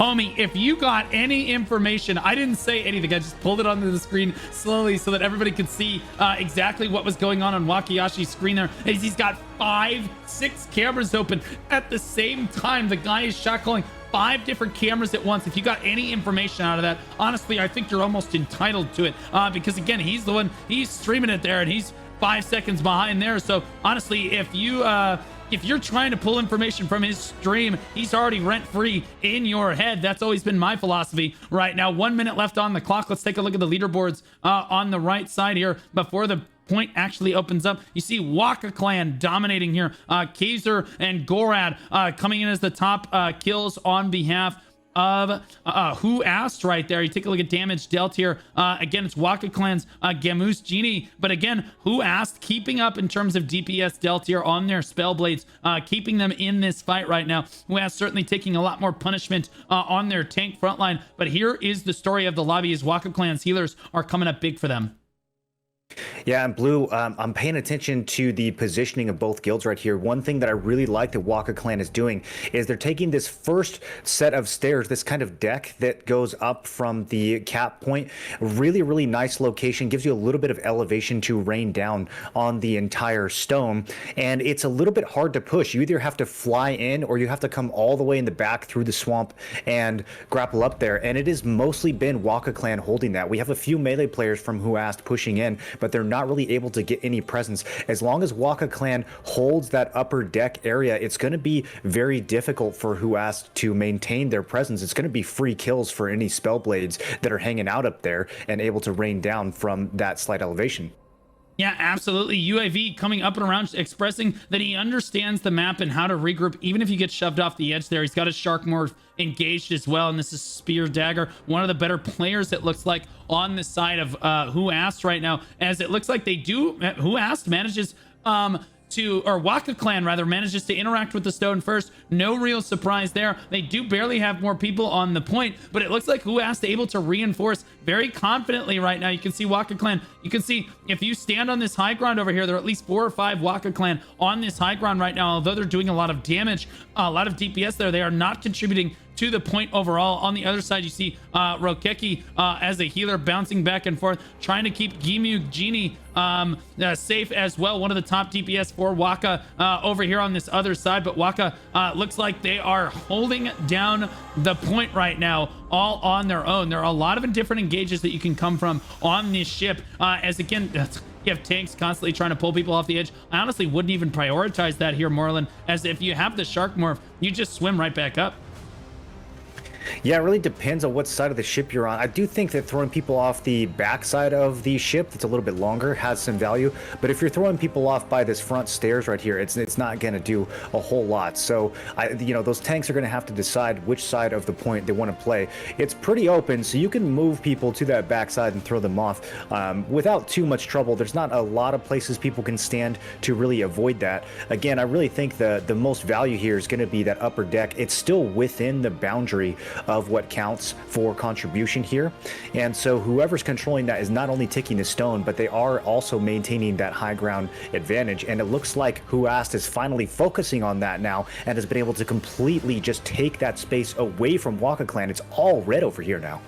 Yeah, absolutely. Look at that. Who Asked coming up big right there. 37 people on the plate. Waka wipes as they just cannot hold on against this relentless assault. Who Asked has been regrouping a lot stronger this whole time. It's been Waka. Again, their healers keeping priority on them. It seems that Who Asked has shifted priority into maybe who they're targeting right now, keeping Waka down to 12 people on the point. They get the interact off. Now look at that percentage. It looked like the match was going to go Waka's way, and now twice as many people on the point for Who Asked as their shot caller turns on the Jets. 22% and climbing on the side of Who Asked as they flip the switch and flip this match on its head. It looks like Wakayashi has lost control of this match. Only 8 people from Waka on the point now, and falling 35 on the point for Who Asked. Over 2 times, screw that, over 3 times as many people on the point. That percentage climbs so much faster, Moreland.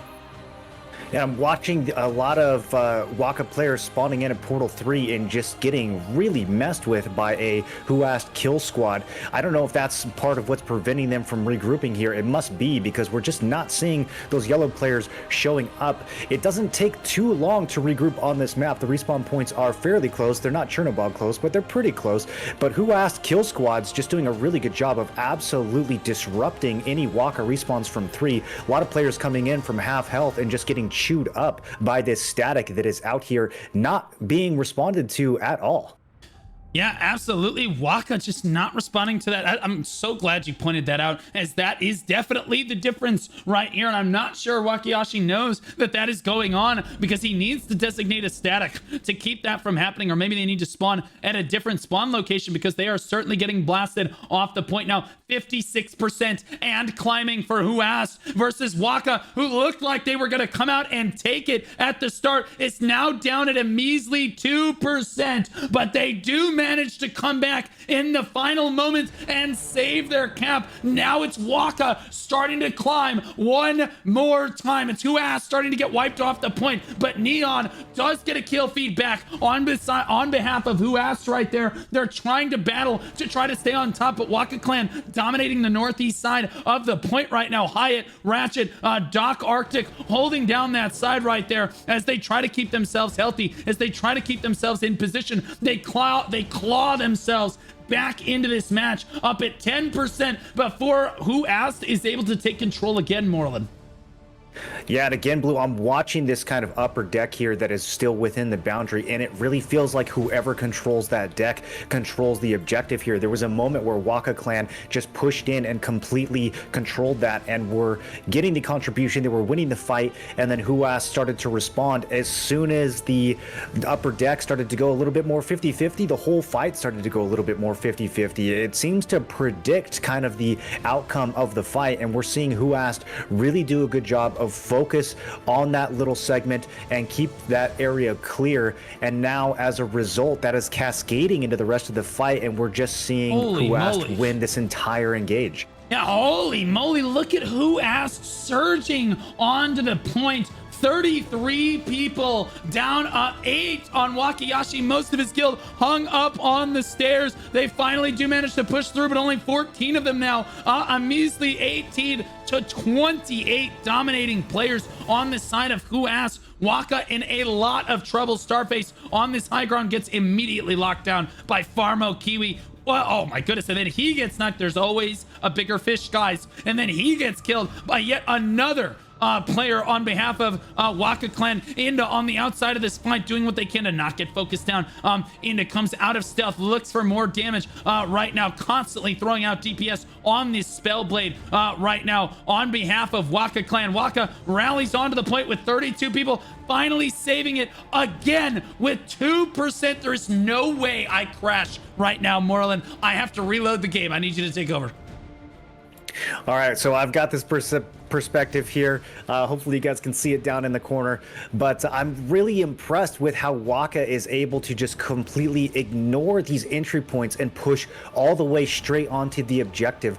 I just think they might be a little tank heavy here, but you know, I like the confidence of being able to just run right in and take that space. The damage doesn't necessarily follow though. We're gonna need to see some Spellblades or Cordies or something from Waka do a better job of finding targets and shutting them down, because they can establish a lot of presence and we can see a lot of WakaClan enter the objective, but they just cannot hold it. They cannot get that kill feed. They might take out a handful of players, but at the end of the day, Who Asked is able to just completely reinforce and take that space. So very, very impressive pushes from WakaClan, but they need to capitalize on those pushes more. They need to do something with that space once they take it. I don't know if their tanks need to do a better job of shoving people off. If they are going to play a really tank heavy comp like this and just absolutely skip over these choke points and jump in, which is really working for them, but if they're going to do that, then those tanks are going to have to do a little bit more. They're either going to have to set up these clumps a bit better for their Cordies and Spellblades, or they're going to have to use the edge of the map more and find ways to throw people off. I'm not seeing Waka play over to this side of the ship at all, and this is really where the better throws are going to be. If we see some Waka tanks maybe throw some red players off this side, it's going to take them a lot longer to swim up and around. Are you getting back in now, Blue? Yeah, absolutely. Now I get to play Optometrist. Do you guys prefer 1 or 2, 3 or 4? Okay, like look at that. It's like you're at the optometrist office. Absolutely goofy. Fortunately, we have managed to load right back in, and it didn't completely crash. Look at and this that'll allow me push to from rejoin us. WakaClan. They have completely flipped in the last few seconds. Another one of those hyper-aggressive pushes, but this time they're actually getting the follow-through. I'm seeing a lot of Waka just finally get some kills, get some feed, and it's looking really yellow on this cap point now.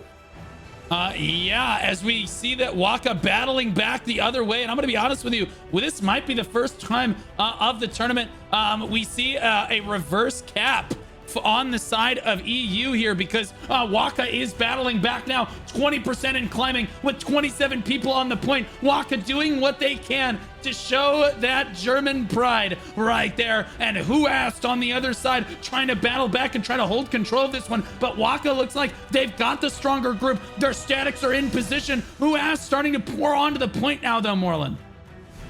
Yeah, and again, that kill feed just continues to be red despite Waka doing a really good job of getting into the objective. They're not being timid. They're not being passive. They're absolutely listening to those calls and getting in and doing what they need to do. But the kill feed is just not following. They've got to do a better job of finding those targets and shutting down those high DPS players from Who Asked, because Who Asked is just farming here every time Waka comes in.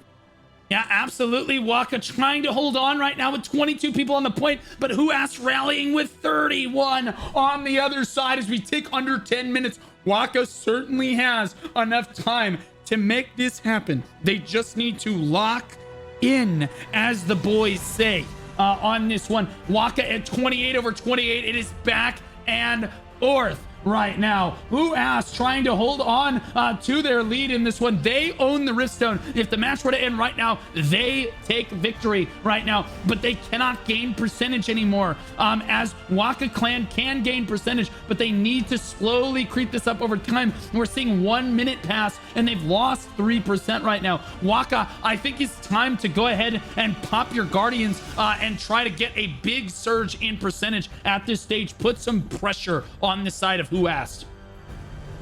Yeah, and I'm taking a look again at the respawn points to try to see what is going on, because it seems like Who Asked is just able to kind of get back and reinforce a lot better. The kill squad over at Portal 3 looks like it has finally been dealt with. I'm kind of looking around to see if there's any other kill squads or anything else disruptive that's happening, but it looks like both teams are now really committing to the main objective rather than spreading the fight out like they were earlier. And I'm not sure which group that actually is going to favor more. I think Who Asked was getting a lot of value out of those kill squads. If they commit too much to the main objective, Waka with their kind of ball mentality might actually benefit from that.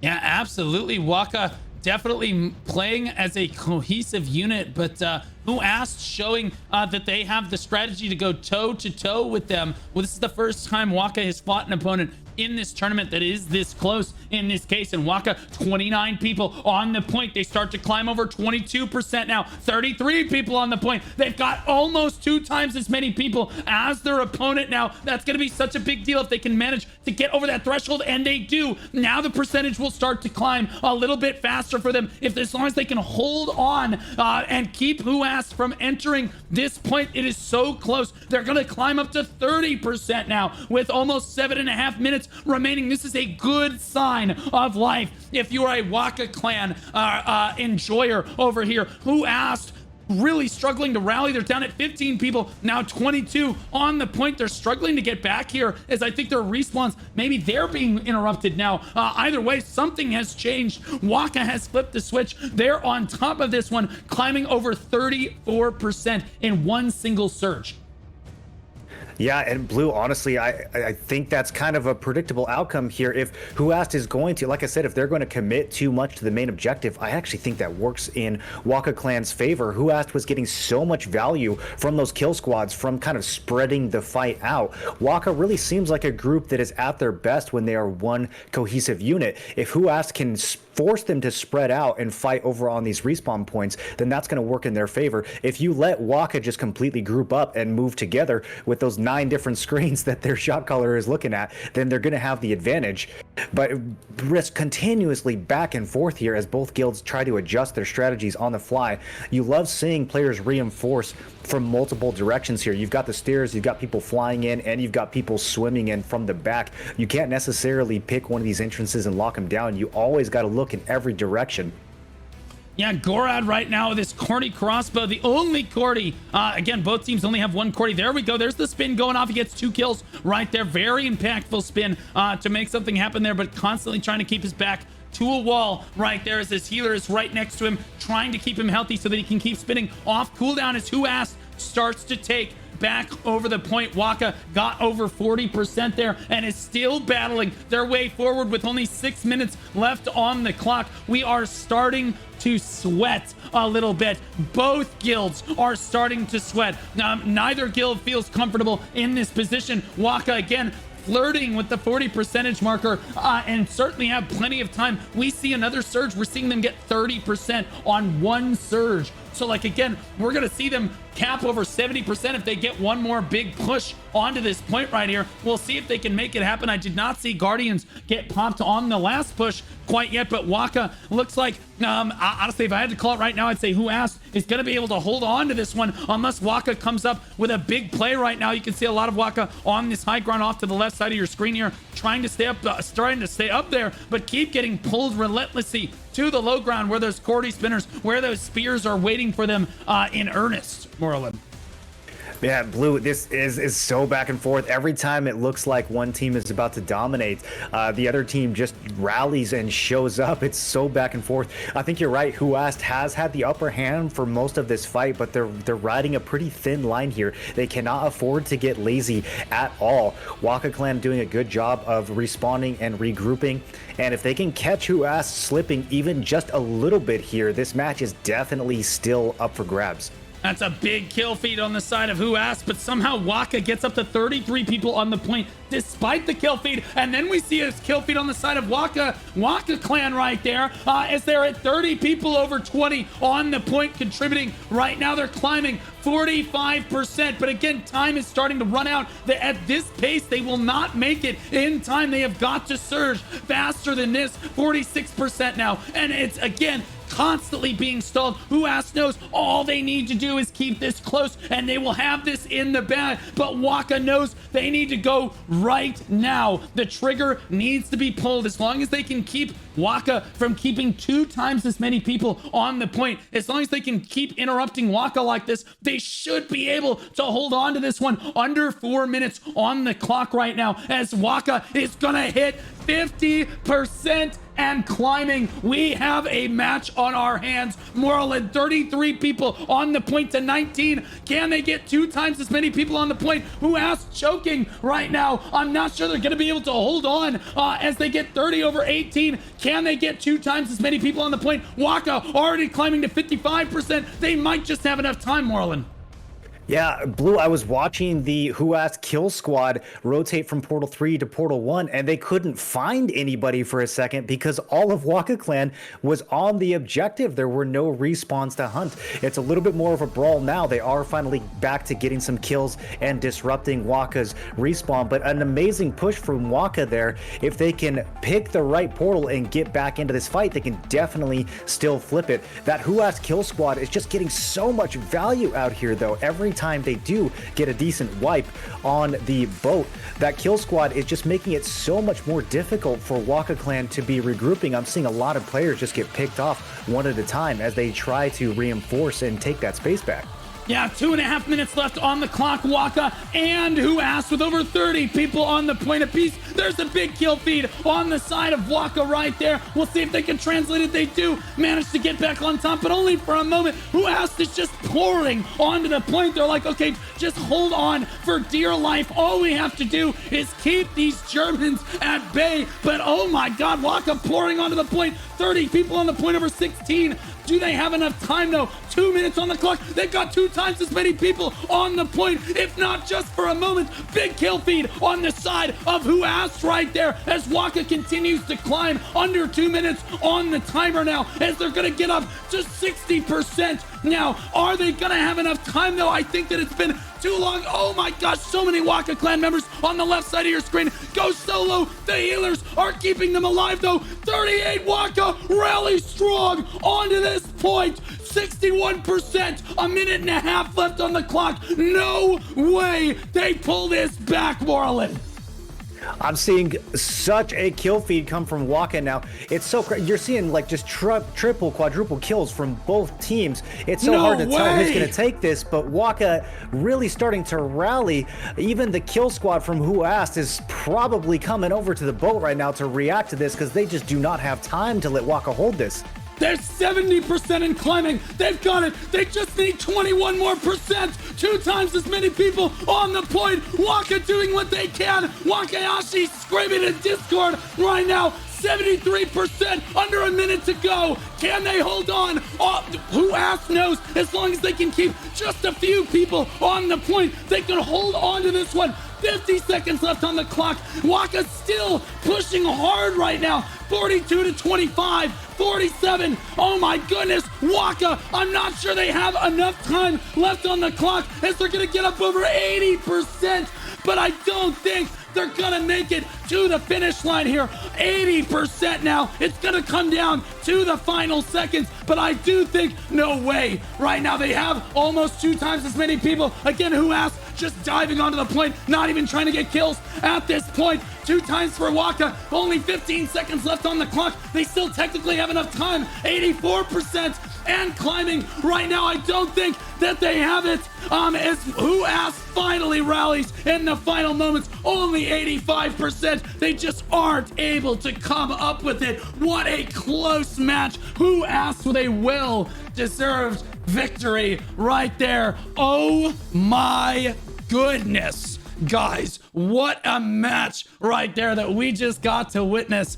I feel privileged right now. Holy moly. If that didn't get the blood pumping right there. Waka with the top defeats of the lobby. Hexma and Day, 68 and 57 on that crossbow dagger, interestingly enough. And then spear dagger, respectively. Farmo, Kiwi, and Alamski. Again, a crossbow dagger and a spear dagger.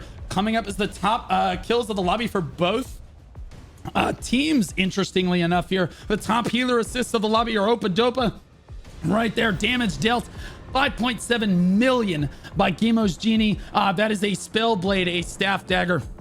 Right there, Nyladia over here for Who Asked, the top DPS of the lobby for them. WakaClan, the top damage taken in the lobby, which you do expect from the losing guild, but man, they almost weren't the losing guild. 20.5 million damage dealt for Kathy. Aleshka, the top for WakaClan right there. All the healers doing what they can. Look how back and forth the healing was. But Who Asked, again, just narrowly on top of this one. A well-deserved, hard-fought victory for Who Asked. Unbelievable, Morlin.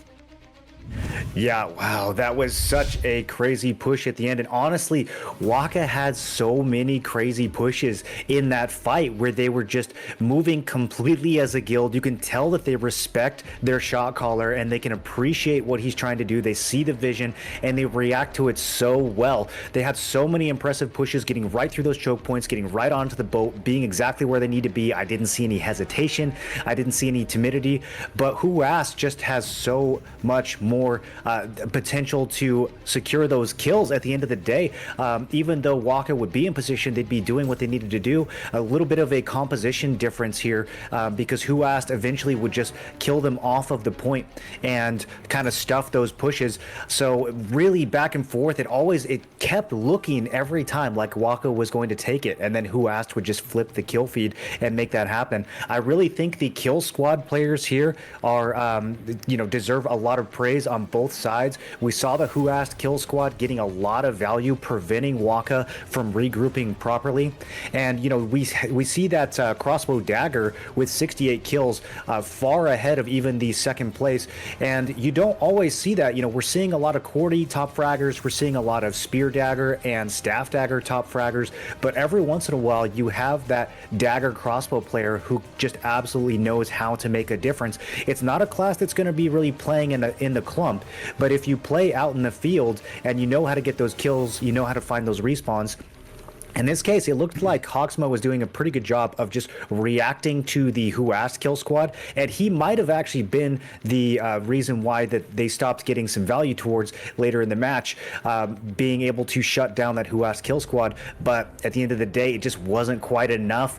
It got his guild to push up to 85%. Maybe if they had a little bit more time, they would have seen 100. But every single time, Who Asked just had a response prepared.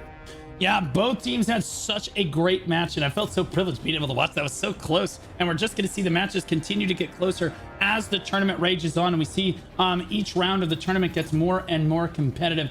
We see Pulpatine Fiction in the chat says, chat is going so fast that no one will see that I love men. Fortunately for you, it is Mental Health Awareness Month for men, and we all did see that. We're going to take a look at our next match of the day here, which is going to be Aura versus Omen. Aura from the Conviction server, one of the favorite guilds to win the tournament. They are Dusk and Dawn together here, as well as Void in their alliance as well. Rank 1 alliance on their server. And then I said, what was their best in Guild T1 finish? They were like, wait, who counts this? Well, pretty much everybody but you, apparently. Their prediction for the tournament is first or second. So high hopes here, Moreland. Yeah, who counts this kind of sounds like, you know, we don't want to say what happens in T1. So, but they are predicting first or second. On the other side, we've got Omen from the Judgment server placing themselves second within their alliance and placing their alliance first on the server with 7 sieges won. Again, 7 sieges is quite the accomplishment, if that is true. Their chat PvP, Necro and XHTS suck from the same straw. What do you make of that, Blue? Honestly, I think they're sucking slushies from the same straw. I love slushies personally. It could be, you know, it could be a shake of some kind, interestingly enough. But again, Omen, I think, has had a good showing in the tournament so far, but they are going to have their work cut out for them fighting Aura in this round. They beat Dream in round 1, and they certainly looked pretty strong there. Their ally Arcadia got knocked out in the first round as well. So the only member of their alliance left in the tournament here, having to go up against one of the tournament favorites, is kind of a rough situation. It looks like the lobby is ready to go, so we're going to take it over to the versus screen where we're going to talk about pick ban. Aura won the coin toss. They chose to pick Omen ban. The bans were Kawazan, Adentis, Grand Alon, and Chernobog. And for the first time today, we are going to Morokai. Yeah, Morokai, again, one of those classic T1 maps. Not going to have quite as much of those environmental hazards that we saw on Leviathan or some of the other T2 maps. But Morokai, it's been around for a while. It's a map that a lot of guilds have a lot of practice on. And you can bet that both of these guilds, if they're taking this seriously at all, are going to have some strategies for this map ready to go right off the bat as soon as this timer gets started.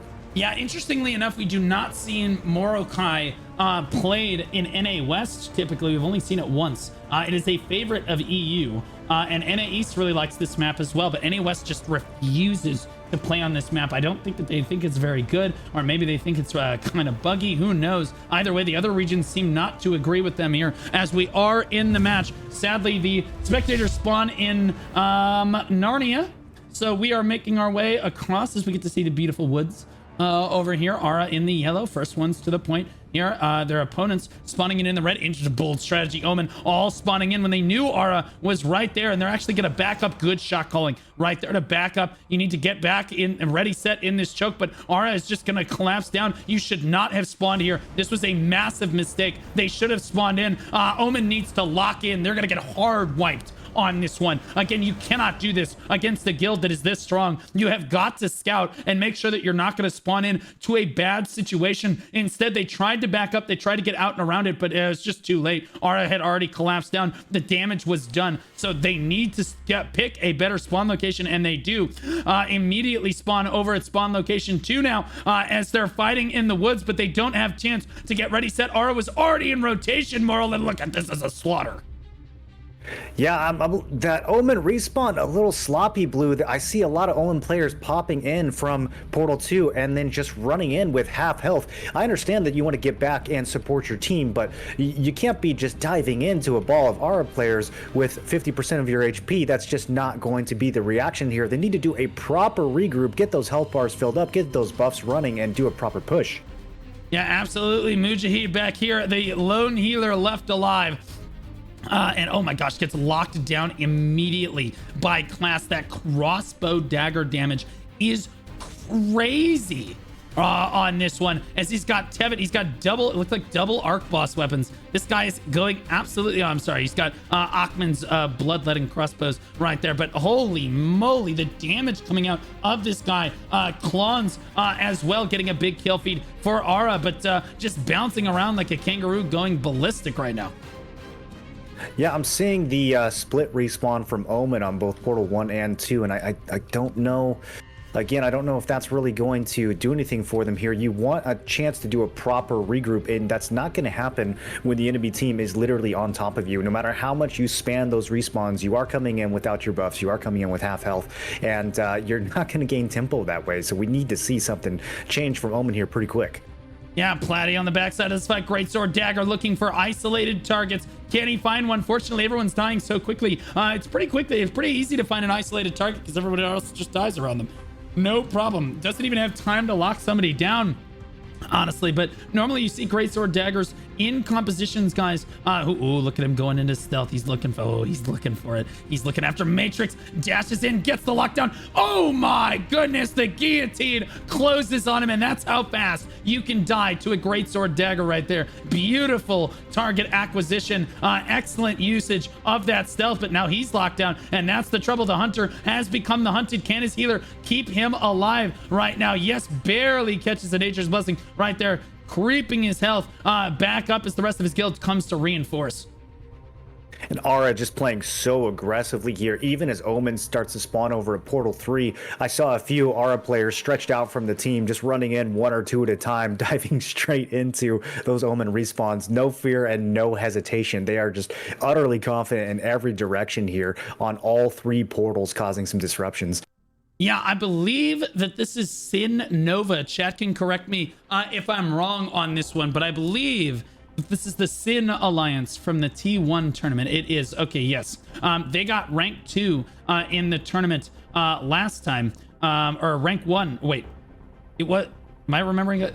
Sin, I was gonna say rank 1. Sin got first. The second place team, which I'm blanking on right now, they fought in the finals, but again, they're just trying to be modest on their scorecard right there. Yeah, Maniac out in front right now, exactly that, getting a lot of disruption down on this tank right here. Cordy Crossbow spinning a little bit there. Hand of Unity, that's right. Thank you, chat. Hand of Unity. I don't see them in the tournament necessarily yet, but they may have changed names as well. But there's a reason that these guys are so highly seated. Ooh, Happy Stick takes a lot of damage right there, but immediately catches a heal from his healer. They try to lock him down, but he just isn't having any of it right now.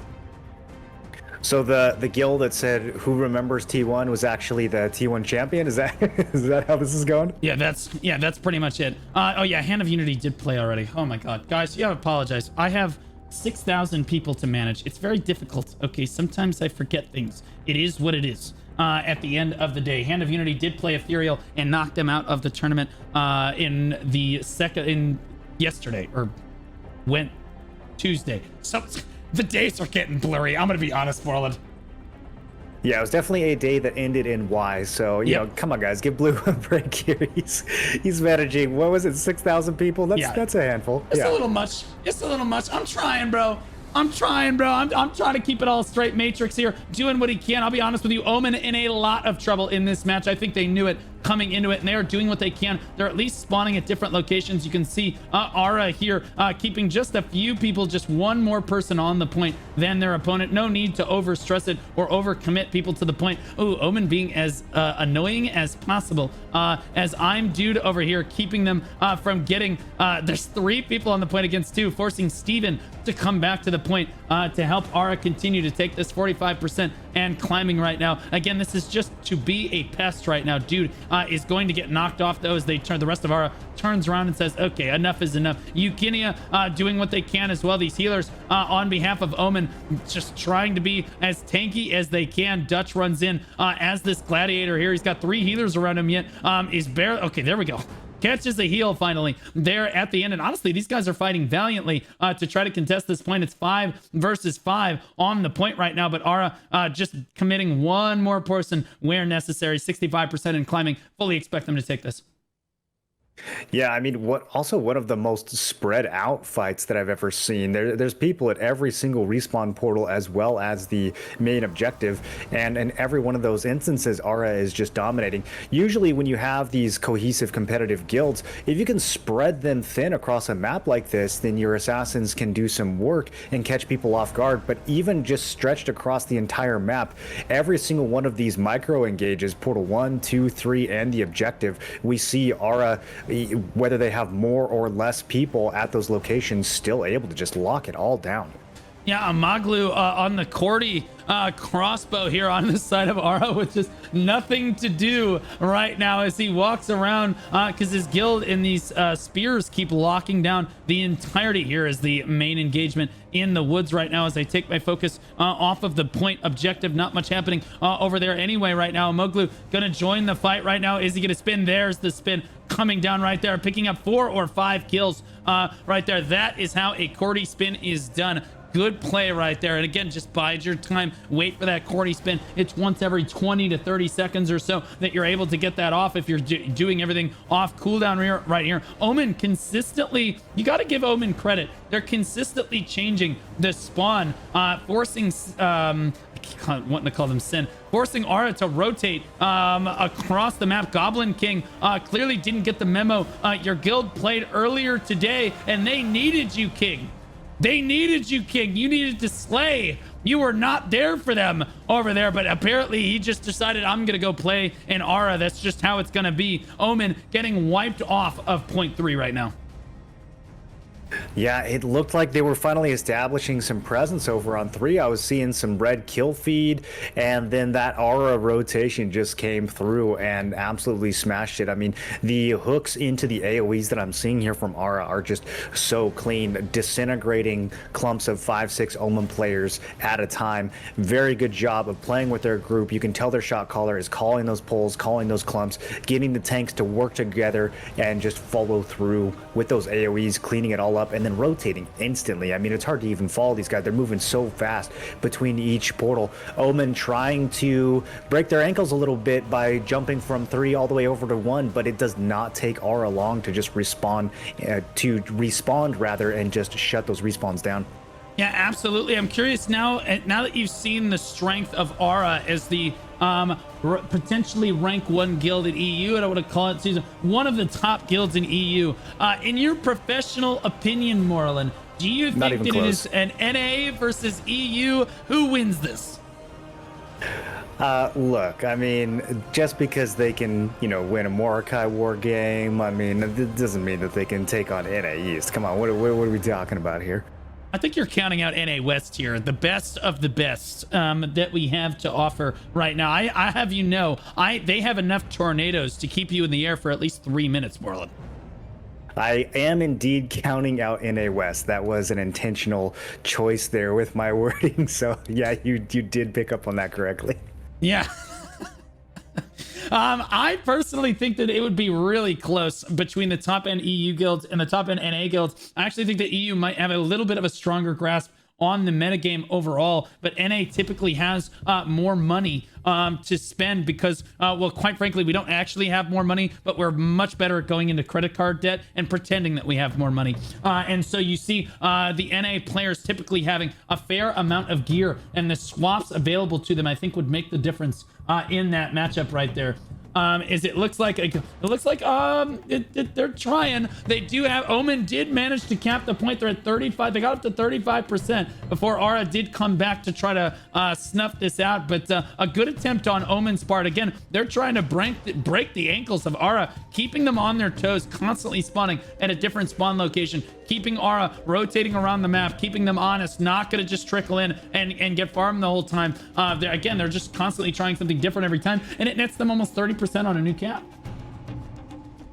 Yeah, you know, Blue, I do have to talk trash on behalf of NA East, but in all honesty, the movement here that I'm seeing from Aura is really impressive. Like I said, they're just doing a very good job of coordinating these kills. This is a bit of a brawl, you know, they're a little spread out. They're not having to play super tight, but even in this environment where they clearly have an advantage over their enemy guild, I'm still seeing a level of organization that, like, you can't call each one of these micro engages. These are definitely people who are playing in their static comms, who are communicating not just with the main shot caller, but with each other in their party. You can see the coordination at every level, both at the top level with the movement of the whole guild, but also at the smaller level with the movement of these individual parties. These are players that clearly know each other, that have played together for a while, and it is really impressive. It would be hard to say what a matchup between these guys and the top guilds from NA East would look like. It might come down to those meta differences, you know, like you say. In terms of player skill here, what I'm seeing coming out from Aura is definitely solid. Yeah, absolutely. It does look like that this is Zachariel TV. I did give him a shout out in chat so you can see his perspective of the fight. He's not died a single time. He's not under any pressure at all, keeping his team healthy. Just a lovable Care Bear. Dapper son of a gun right there. One of our casters for EU. Sadly, not on the desk today because, again, he is currently playing, and that's how it is. As I believe, Morlin, you play for Supple, which is one of the top end guilds for NA. Yeah, but I will be. I'll be shoutcasting, Blue. You know, I gotta show up for the tournaments. They and, didn't field him. In other words, they so. chose not to field him. That's rough right there. That's okay. It's totally fine. They wouldn't field me either if it makes you feel any better. Great sword dagger from Platty right here. Again, we see this good positioning. Turns it back around on Anthro. Holy damage! Batman. Platty gets a absolute cattywampus of a kill right there. Crazy single target damage. Unbelievable.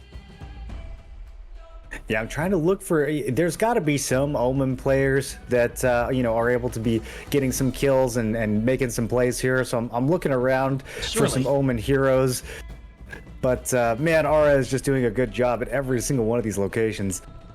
Yeah, it's a little rough. Omen at least keeping them. Now they're all spawning at different locations, trying to keep them on their toes. Jerry TMZB getting a red kill feed. If you freeze it right there, it is definitely Omen favored for at least a moment right there. I'm Dude trying to push through once again, but not able to do so on behalf of his team right now. Again, the cap, Vexor doing his best to try to cap this one, but the front line from Aura not letting him have it, constantly pulling him off. Dicey in an epic wet noodle fight to keep that other tank off the Riftstone while his guild keeps Omen at bay.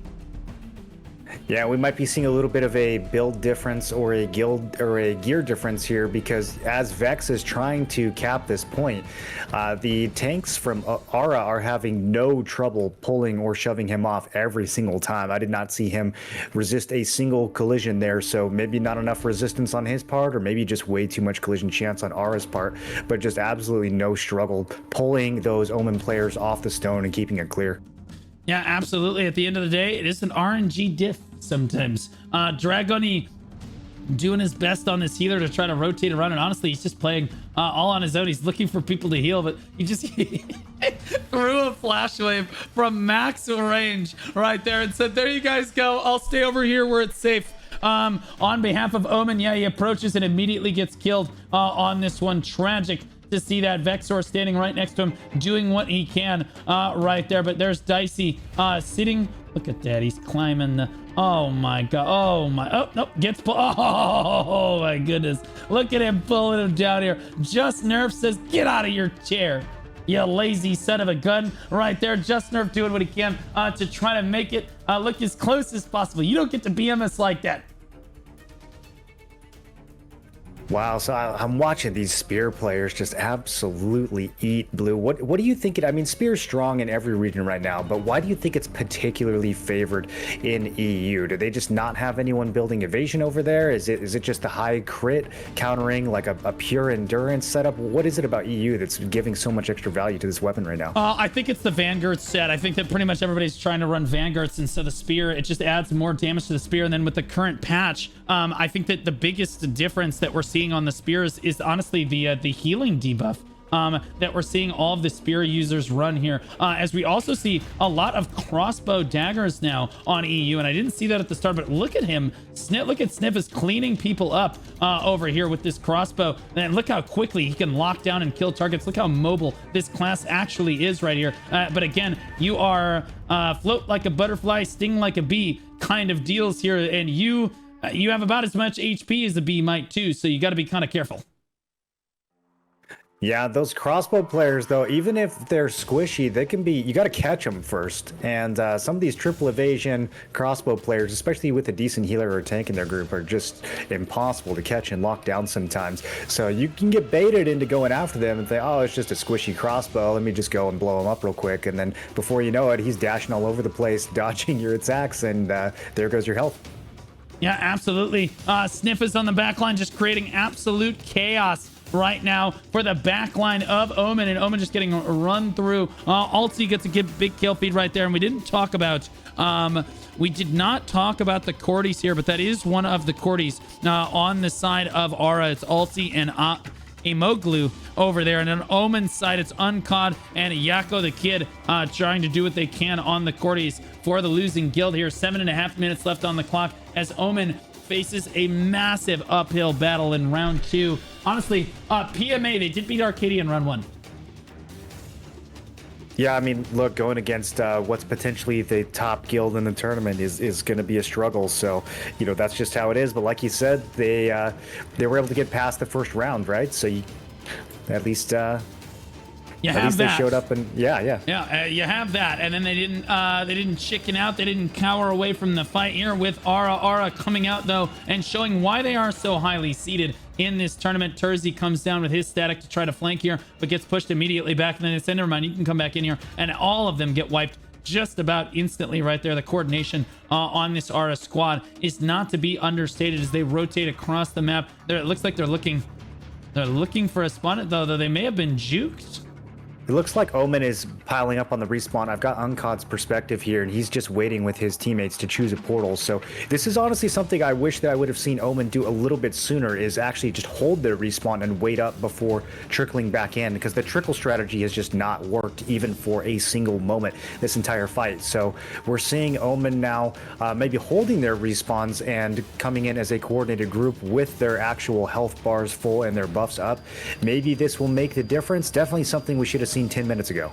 I completely concur, although they had 2 statics spawn in all the way at portal 3 over here, and they all got immediately collapsed down on and killed. I'm wondering where the rest of Omen actually is as I surf through the woods right now looking for them. There they are, all on portal 1, trying to make a mad dash for the point. Riku goes for a cap on the point, not going to find it right there, but sadly it is what it is. Chat saying nobody on EU plays Vanguards anymore. That is possible. Again, NA meta is a little bit different after all. Again, we see a lot less spears on NA, although we do see some. NA West, actually, the top guild on NA West, yesterday we saw Pineapple potentially play, and they had probably 15 spears in their lobby. So basically almost every single one of their DPSs was playing a spear. And I have to think that, again, the HP debuff does a lot of work in the current metagame.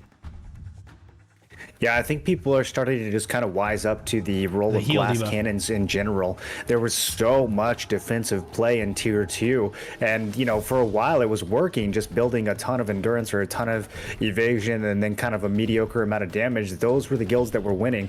But now, especially with a little bit of nerfs to those defensive abilities and healing, we're starting to see glass cannon make a return. Spellblade is often the top fragger now, and it looks like Shadow Dancer, those spear daggers, are starting to catch up as well, as they realize, like, hey, maybe I should drop some of these defenses and just go full on into crit and rely on stealth and then some savior plays from my party instead of just having full defensive stats.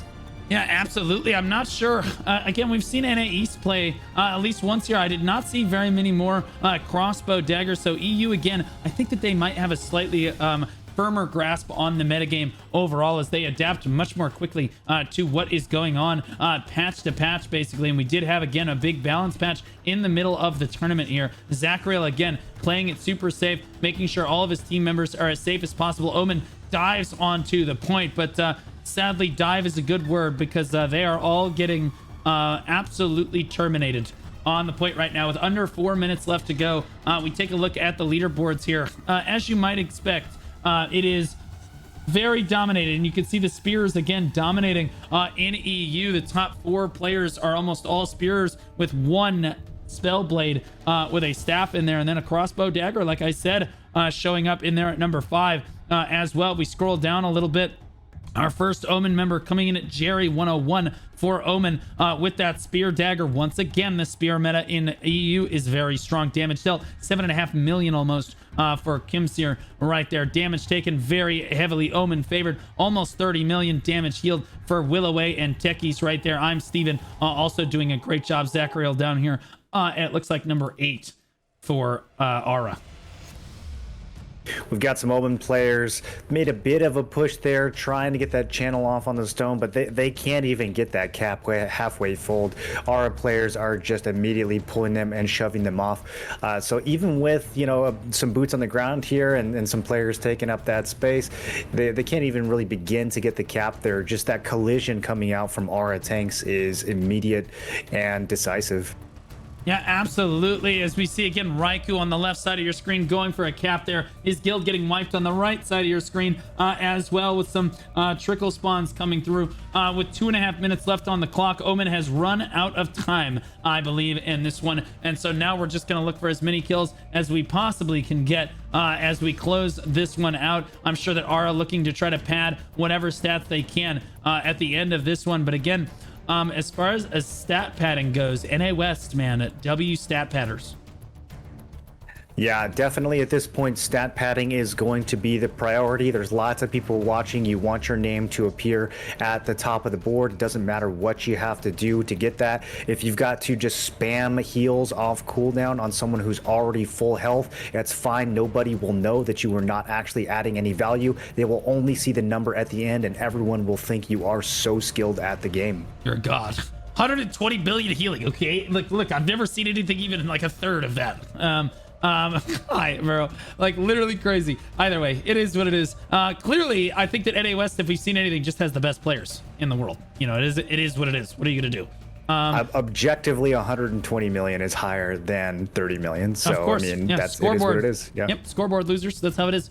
Cruel irony here out in front. Not much for him to do most of the match here because they didn't have to tank too much damage right now. Death dying in the middle of everything there. 1 minute left on the clock as Kimseer tries to pick up as many more kills as he can. Raikou again getting pushed off that point. And again, I think that build-wise, Raikou and the other frontline tanks on the side of Omen need to build a little bit more resistances if you're going to contest a point like this, because again, they're just going to get interrupted every time. But Aura showing a lot of discipline, keeping them consistently from capping over and over again. They only got 1 cap down the entire time, and in fairness, they did get up to like 35 or so percent, but sadly just not able to make anything happen. Amaglu getting 1 more Cordy spin for the road right there, Marlon. Yeah, as a tank, if you're going to be the one capturing the point, you have to prioritize collision resist. I know that it might not be as glamorous as some other stats that you could prioritize instead, but look, it is what it is. People are going to... we're in a hooking and pushing meta, especially with Bulwark. Hook is just such a big deal right now. If you want to do anything as a tank when it comes to those caps, you got to prioritize that collision resist above everything else. Yep, absolutely. One in the chat says NA has way better DPS each match. That is actually not true, as the NA matches are actually 5 minutes shorter than most of the EU matches. You will see NA West and EU that typically have more DPS overall because they have 5 more minutes to play. 200 kills, the highest in the tournament so far for Kimseer, 31 right there on the spear dagger. We talked about spear dagger right there, and it's the top 4. 3 of them are spear daggers. The dust blade from Budapenza, 31 right there, and Ivan coming in on that crossbow dagger. I talked about that as well. And again, EU adapting to that metagame, I think, very, very crisply right here. 8.9 million damage dealt in the lobby by Kimseer right there. The top kills of the lobby on behalf of Omen is Jerry 101. Nitrous down. Oh my. Wait. The second top kills for Omen is a tank. Ooh, rough match Damage dealt right there. Again, looking pretty good for our Omen coming down here. Happy stick on that spell blade, and again the corny coming in. Yako the kid on the second most right there. Damage taken right now. Tadake, Stovey, and Grand Basso, White Puma, Yako the kid, all at the top of the leaderboards. It's the top tanks in the lobby. One of those is a Cordy right there. 34 million damage healed for Willoway, so not even a third as good as NA West's absolute Giga Chad player base. Zachariel down here at number 8, Techies, and I'm Steven, rounding out the top 3 right there. Omen's top healer of the lobby, aka the kid, Grand Basso and Numi, and Grand Basso, the top 2 healers on the side of Omen. Not the closest match we've seen, but you got to give credit to Omen. They actually tried something different basically the whole match. They were trying to pivot and break Aura's ankles right there, Marlon. Yeah, they were. I just wish that they would have done it maybe a little bit more groups together. Spawning at 1 and 2 at the same time. If you're coming in like that, it's not really going to break a whole lot of ankles if you're not actually buffed and healed. If you just continually respawn like that, you're kind of free food. So I like the fact that Omen towards the end started to hold their respawn a little bit and go together as a group. I think they got a little bit more done in the last few minutes of the match. Maybe if they had practiced that sooner, then we would have seen some better results. But yeah, at least they started to figure that out towards the end and try to change things up to put up a bit more of a fight against Aura in those last 5 minutes or so. Yeah, absolutely. Somebody in chat asked me, do you 31? And I said, 31 what? And then he said 31 of these nuts in your mouth. So I don't know what I expected from the EU PvP scene. I'm just moving on. Good fights to both teams. I'm a little upset. Stop laughing. It's not funny. It's not funny. Okay. Feud Slap versus Honoris over here for our next match of the day. Feud Slap hailing from the Rebellion server, rank 1 in their alliance with Vikings on Shroom. Actually, I think they changed their card this morning. Now they're allied with Orca White, Reborn, and Siu Generis. And then they said they're rank 1 in their alliance overall. So saying they're rank 1 over Orca is pretty impressive there. And then they said their chat PvP, as it were. They said C-Rux sucks tree nuts. Interestingly, yeah, it's interesting. C-Rux sucks tree nuts, interestingly enough, which is, I guess, a player in Honoris who I'll let you introduce. Yeah, Honoris coming in from the Cascade server. It looks like Honoris 1 is in second, even though there's a Honoris 2 in the alliance as well. Alliance strength on the server is 4th, and Siege is 1-0, so a pretty modest rating for themselves there. In fact, their chat PvP, their prediction is last place, fairly modest there as well. But their guild has existed since 2004, playing other MMOs together as well.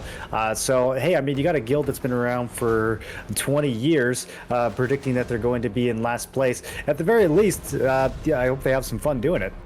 Yeah, no kidding. What do you mean you've been around for? You've been playing MMOs for 20 years and you last place? Come on! Like, at what point do you become good? Is it in your 50s? Like, I don't know. But we'll see on this one. Dedication, though, to be around since 2004 like that. A lot of oinks going off in chat. Not sure if that's supposed to represent Feud Slap or Honoris. Either way, that looks like the lobby is ready to go. So we're going to move over toward Pick Ban, which I'll let you do this time since I hogged it last time. Yeah, so interestingly, this one is going to be another gentleman's agreement to 30v30, so perhaps having some impact on the map choices here. But Feud Slap won and chose to pick, so Honoris got to ban. They banned Cherno, Daigon, Paquilo, and Manticus, some T2 maps that they didn't want to deal with there. And then the pick coming out from Feud Slap is, of course, going to be Azrael. So we'll see if we get a little bit more of a back and forth 30v30 on Azrael this time. The last 30v30 that we had on Azrael was a bit one-sided. We'll see what kind of pushes and regroups happen now that we are on that Azrael map again with a similar team size of what we saw earlier in the tournament. Yeah, we'll see if the solid state hard drives really do make a difference in this one. As we move into match already, we're trying to keep things moving for the tournament as we did have to remake one lobby. Oh boy, are they all up at 0.3? Where are they? Where are they? Honoris in the yellow, Feud Slap in the red. Feud slaps at point 3, coming in through the stairs now. Yeah, I see that right now. I'm wondering, who are we oinking for in chat? Stop oinking without telling me which guild you're representing. You're killing me. It's like quacking, and I don't understand why we're quacking in chat. Over here. And we're seeing Honoris spawn in now over at Portal 1. Looks like they're trickling just a little bit. They might have to ball up before coming in. All right, there's still no one has told me. Really? Not a single one of you is gonna tell me what's going on over here? Oh, no way. They're coming in as black. Okay. Okay, I get it now. I'm starting to understand. Okay. That's gonna get clipped. That's a little rough. I'm gonna be honest with you. That's a little rocky. That's not my best moment right there. But the a lot of pigs coming in onto the point for Honoris right now, doing circles around the point. Feud slap, not really sure what's happening here. No way that they're gonna pig this too. Ain't no way. What is going on? See, this is the level of competition that I have come to expect from the EU meta, Blue. I think this is really some pinnacle content that we're seeing here as one of the boards finally attacks. Most of them just running in circles, though. Yeah, yeah, they are just walking around in circles. Looks like Feud Slap might be asking for a remake on the lobby, as they said only 5 of their members didn't join. But I see a 30 versus 30. I don't see 5 members not join. I see 30 versus 30. There we go. It looks like, yeah, there's the have fun right there, as they've decided to go ahead and engage each other. Certainly smaller engagement than we normally see in the tournament, but I actually kind of like 30v30. Like, oh my gosh, Feud Slap giving that pig that slap right there. Yeah, a little bit of a one-sided kill feed there in favor of Feud Slap. Both guilds kind of just looking at each other at the beginning of that engage, ready, no one caught off guard or anything like that, but it looks like Feud Slap is going to just kind of drop the hands there. I don't know if a single one of their players got killed in that brawl. A little rough. It may have had something to do with all the oinking going on. Maybe again, that pig slop of a play that they're, yo, I'm just gonna make pig jokes the whole time. Fool me once on this one.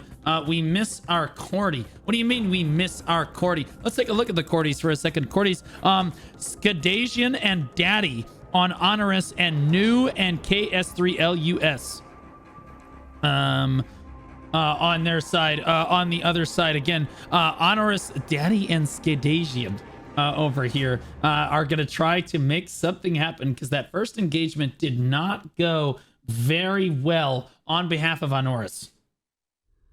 Yeah, a bit of a skill issue if you fill the lobby with 30 people and one of them was not your Cordy. So we are definitely not going to be remaking for that, but we still have another huge push coming in right on the stairs. And I'm watching this kill feed hoping to just see one red name die, but it's not gonna happen, it looks like. They all got trapped in that little choke point right there and just vaporized over here. And I'm getting word from Feud Slap. They said they lost 2 members, but they're able to rejoin. And after the first engage happened, they said that they were okay.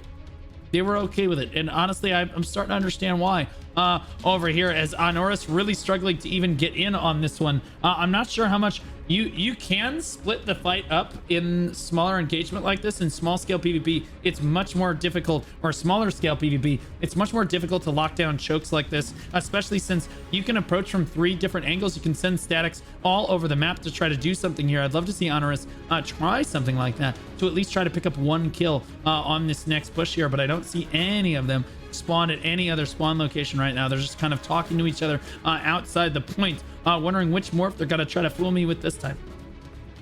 Yeah, Honoris outside reminiscing about the good old days in 2004 as they group up. I would like to see a static maybe go around the side and pull some Feud Slap players away so they don't just get completely stuffed in that choke, because if your whole guild is grouped up and ready to go on a tiny little staircase like that, you can bet that the response is going to be instantaneous. And here they come through. We'll see if Feud Slap gives them any breathing room here. A fake engage from Honoris. Not bad, actually, getting Feud Slap to burn some cooldowns there. We'll see if they're able to follow up while those cooldowns are down and make anything happen. They're kind of lingering a bit. So what are we going to see here?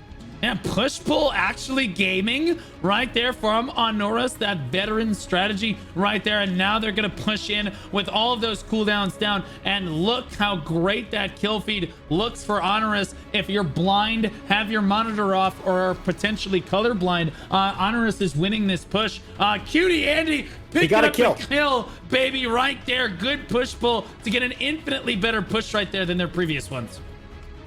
Yeah, Cutie Andy playing Scorpion, it looks like out on the edge, exactly where he should be. I've got his perspective now, and he's actually doing some work out here. I think the rest of his group might be dead, so he's probably about to go down, but he is maintaining presence out here and doing Scorpion things. I saw another kill from Honoris there on the other side, so perhaps another Scorpion or Assassin player looking like they're finally getting on the board here at least and able to hold some presence. That fake engage actually worked pretty well for them, Blue. I mean, they weren't really able to get kills off of it, but they were able to make Feud Slap kind of hesitate before stuffing that choke, and that allowed Honoris to get in. Unfortunately, once they did get in, that brawl is just going to heavily go back in Feud Slap's favor.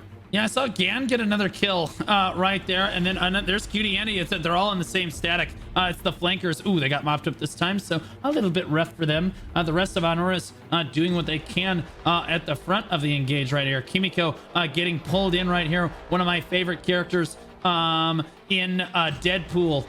Maybe that's what is referencing. I don't know what Mishiro. I'm not sure what the last name of that character is, but Deadpool, one of my favorite superhero movies. Oh my goodness. Kesslis getting a huge kill feed right there on the side of Feud Slap, just kind of mowing down their opponent. So it looks like very Feud Slap favored in this one, but they're gonna go on. I hope that they enjoy it, because they're gonna go on and fight Aura in the next round, Moral, and I'm not sure how well this is gonna go. Yeah, Feud Slap, you know, they definitely have the advantage in this map, but probably still a good idea to at least get some practice here, listening to your calls, listening to your statics, and, you know, just being able to move as a group and learn the map, etc. You want to take every opportunity you can in the tournament to improve, even if the match is one-sided. If you're going to be going against a group like Aura next, then you can't get too lazy, you can't slack off. So even in a match like this, I would try to look for ways that they can improve on whatever they can improve on. Yeah, Rookie Roku leading the leaderboards for Feud Slap. Cubics right behind him. You see me locked on him right now here, and both Spellblades, and then both Cordies coming in on New and Kissless right there for their guilds. Damage taken very heavily Honoris favored. Kimiko, the top damage taken in the lobby. Again, locked onto that one. I'm good at picking them out. Amount healed 6.7 million from Magic, Reeboks, Slanjo, the top healers of the lobby. Honoris is Kimiko coming in as the top healer of the lobby and the top damage tanked of the lobby. Interestingly enough, the top damage dealt for Honoris is Goatborn over here. So interesting to see that. If we scroll down, we can see the top Honoris Secundi right there. Secundi's nuts fit in your mouth on the Liberator right there. All right, I had to get it out before I got blasted again. Blue, we're actually seeing a little bit of kills come out from Honoris now. I just saw their flank squad with Cutie Andy and the rest of his group come in from the side and pick up like 5 or 6 kills. They have a Gladiator here, G9 Ann, who's getting some kills as well. At least I think there was a Gladiator, maybe not. But finally on the board here, able to do some damage. I don't know if Feud Slap was kind of just not paying attention or let their guard down, but either way, a legit push from the flank squad here. That kill feed looked pretty yellow for a second. Yeah, absolutely. Cubex here doing a great job of just pushing in the damage right now. This guy is just under absolutely no pressure at all in this one, and he is just absolutely pumping DPS right now. Holy moly, the side of Honoris is getting run down, but honestly, they're trying at least. They did get a cap off on the point. It's not going to be a complete shutout for Honoris. They do manage to get the cap down. Not able to make it happen though. Kizuki on the front line on that Crusader, doing what he can to make something happen, but he's just not going to have any heals. Kimiko standing right next to him. He died in my arms. What do you want me to say, Kimiko? Trying to keep people alive as one of the top healers in the lobby right here on the side of Honoris, and also the top tank for Honoris as well. And you can see why, as they are they're just healing themselves. Interestingly enough, everyone else is dying around them. And again, here's Secundi right on the backside of the fight. Look at him pumping down these damage. Just a focus fireball coming down as he keeps putting stuff down. PN 1404 actually gets a kill. Right there, again on the side of Feud slap, but Secundi putting down a good amount of damage on the backside of the fight. There we go. You see him pushing down Miss Gora right there, and again his static positioned well together on this side of the map. You're also seeing Deal No Skill right here on, again, yet another Crusader as they all try to basically position on the stone, despite the fact that their guild is getting absolutely wiped off repeatedly. Honoris continues to put their industrial grade helmets on and run back to the rift consistently right here. Skadasian in the middle of everyone tries for a Cordy spin, not gonna find it there. Feud slap just mopping up these members here. Guri in the middle of everyone. Again, not much to do as a tank in this one. Here we go. A great sword dagger for PN 1404 right here, looking for priority targets. And again, we'll see if he can find one right now. Jumps in the middle of everyone. I don't know if I would have done that. Yeah, gets killed immediately. Oh my goodness. Honoris with a big kill. What the? Wait, what? Honoris with a massive kill feed right there, Moreland. Yeah, I don't know if they all just switched back into their PvP gear from their PvE sets or what, but we're seeing Honoris with a really nice feed. Feud slap kind of pulled over towards respawn 3 now, as it is completely yellow. Maybe they're pulling back on purpose to give them a little room to breathe, but either way, still some solid kills there coming out. Yeah, they're at 67%.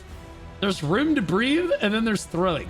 On this one there, they get pulled in. Skadasian goes for a big Cordy spin right there and does manage to find a few kills for his guild, at least right there, although he didn't pick them up, somebody else did. Cutie Andy getting another big kill feed right there on Honoris, coming out on top of this right now. Feud, are you good? Right now 97%. They're gonna take it. I don't think that that was intentional. I think that Feud thought that they would just take that back right away, as they're still fighting on the point right now, and Honoris has been given room to breathe. Feud now trying to scramble down the stairs to try to get back into position. Ain't no way. If they throw this, I am giving the most amount of poop, the most amount of chat PvP to this, and now Honoris in charge of the Riftstone, and they can keep Feud. If they can keep Feud at bay here, I think that they can absolutely come back and win this thing potentially. Moreland, again, Feud, I think, playing with their food.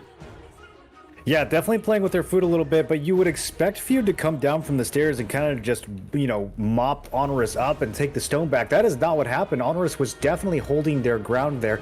Now we're starting to see a little bit more of a reinforcement, but I even saw some really good hooks from Honoris throwing those Feud players off the cliff. Doesn't matter what the gear difference is. When you get thrown off, you got to walk all the way around, just like everybody else. But now it looks like Feud is maybe getting a little bit serious again and actually going for that recap. We're still not seeing that overwhelming one-sided feed quite yet, and there it is. Now it's starting to come in with that Cordy spin over by the corner of the objective there.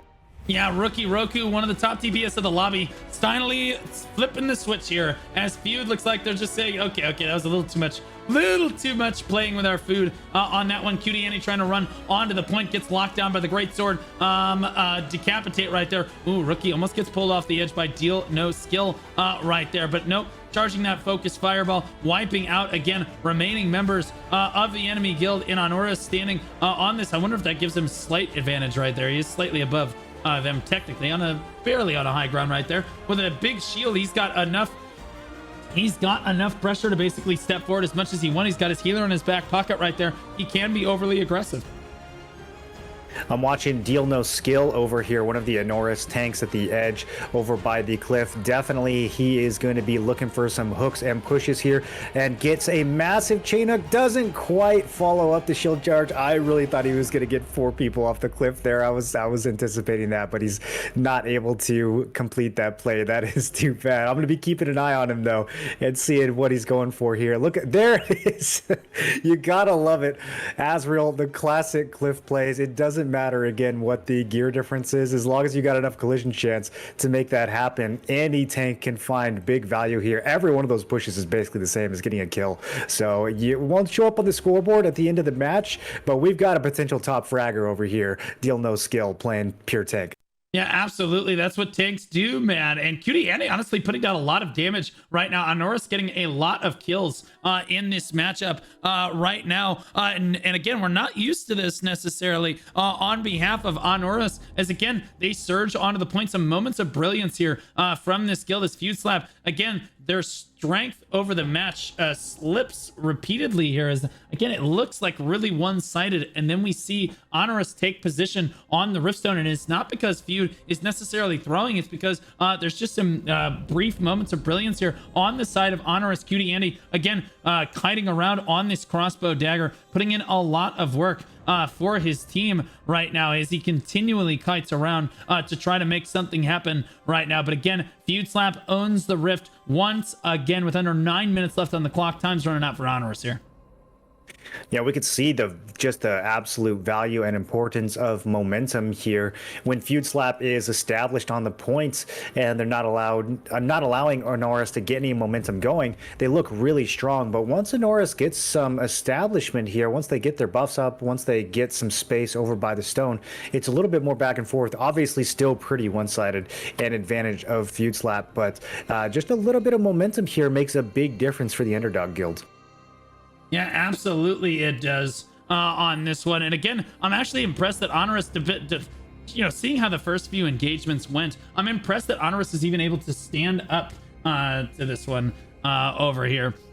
Barzy plowing onto the stone right now. Cutie Annie again kiting around the outside of the fight. Such an elegant class to watch play, but honestly, again, a fart in the wind, if targeted down at all, is a good reference that Morlin might remember from back in the day. Kimiko doing her best to try to heal on the point itself. Flumi right here as well. Oh my goodness, all of them are going to go down right away. Feud Slap starts to tighten that vice at the end of time here. Honoris did manage to initiate a cap, but just can't keep enough people on the point. Yeah, and my favorite tank, Deal No Skill, finally goes down as Feud Slap gets tired of getting repeatedly thrown off. If he could have gotten just a little bit of backup from a healer there, I think that guy could have lived forever, but they are finally able to take him out. I'm keeping an eye on G9 now, the Gladiator player. I'm actually seeing him get more kills than almost any other Honoris player, and it's a little surprising to see a Gladiator top frag in a lopsided match like this. Gladiator going to be a class that really excels with a lot of gear and a lot of momentum. Playing from behind, it's a little bit rougher to do, but he is making it happen. Might be in the same party as QT Andy. I'm seeing them often go for the same targets. Yeah, absolutely. Diceway, the last man left alive on Honoris right now. Actually, no, Deal No Skill on the backside, sneaking his way onto the point right now. He's got 5 people on him. He is eventually going to go down. Zulik pumping him with that crossbow dagger damage on the other side. And again, Feud Slap. Again, we're seeing crossbow dagger so much more prominent in the current metagame now. You're seeing how many people love this class and just why. It looks like one of the most fun DPS classes to be playing in the game. So much mobility and so much skill expression that you're seeing on this class because that high mobility, high damage. But again, you are easily one shot by just about anyone. Anyone that feuds a crossbow dagger is going to have a great time if you have a great sword in your hand there. PN 1404 going to run in on behalf of his guild right there. He's getting focused down though. We'll see if his guild can follow up. Kaze gets knocked down. Zelik dives onto the background, gonna try to lock down Angle. He does find him right there, and you see him look at him putting down this damage, but you see Manwa on the high ground. Manwa finds him. There is always a bigger fish, and that Liberator says, get out of here. You're not allowed to do that around here. PN 1404 seeking revenge for his fallen comrade right there, but Manwa doing a great job on behalf of Honoris, trying to pump damage back and return fire. Yeah, just an absolutely devastating dev smash there in that choke. I saw one of the Feud Slap tanks land on Cutie Andy and take about 5 other people with that stun, and they all just melted perfectly inside of that narrow space. You got to be careful when you're moving in and out.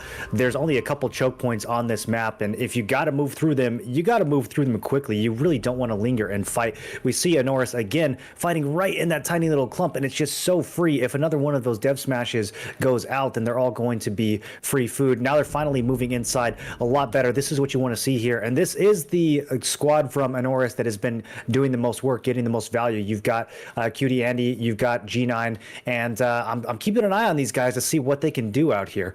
Yeah, absolutely. They are certainly getting closer to the point. A cap has been initiated on behalf of Honoris, and they actually have more people on the point right now. They're at 10%, climbing to 11. I don't want to get freak out too soon on this one. But again, they did cap earlier. That may have been intentional by Feud, but I think they overstepped on that one. And now you can see just how close the match actually does look. As Feud does not have complete control of this one. Honoris starting to rally onto the point. Yeah, but it's not enough though. Feud Slap able to just take them down. They pull their flankers back to the lobby. Part of this might be that Zed is on Union Break on behalf of his guild right now on Feud Slap. Maybe a G kick is required here. This guy went to go get a cup of coffee. Dad, I'm gonna go get some milk situation. Yeah, I'd start moving too, bucko.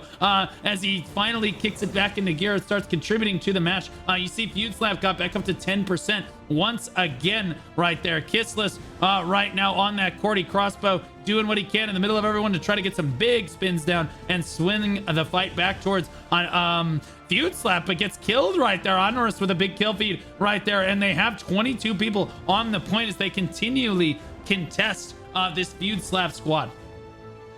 Yeah, you know, if you are going to AFK, you at least want to AFK inside of the objective. But I'm still watching this Honoris kill squad. They're now inside the objective with the rest of their guild fighting, and I think they're finding some decent value there. But I don't know, it kind of seemed like when they were able to pull some Feud Slap players away from the stone and outside, that might have been worth a little bit more. That's a solid squad, and Feud Slap was going to have to dedicate some serious resources to shut them down. But now that they're with the rest of the main ball, then you know they're not really able to provide as much value because you've got the whole Feud Slap guild that's able to react to them now instead of just a handful of people on the outskirts.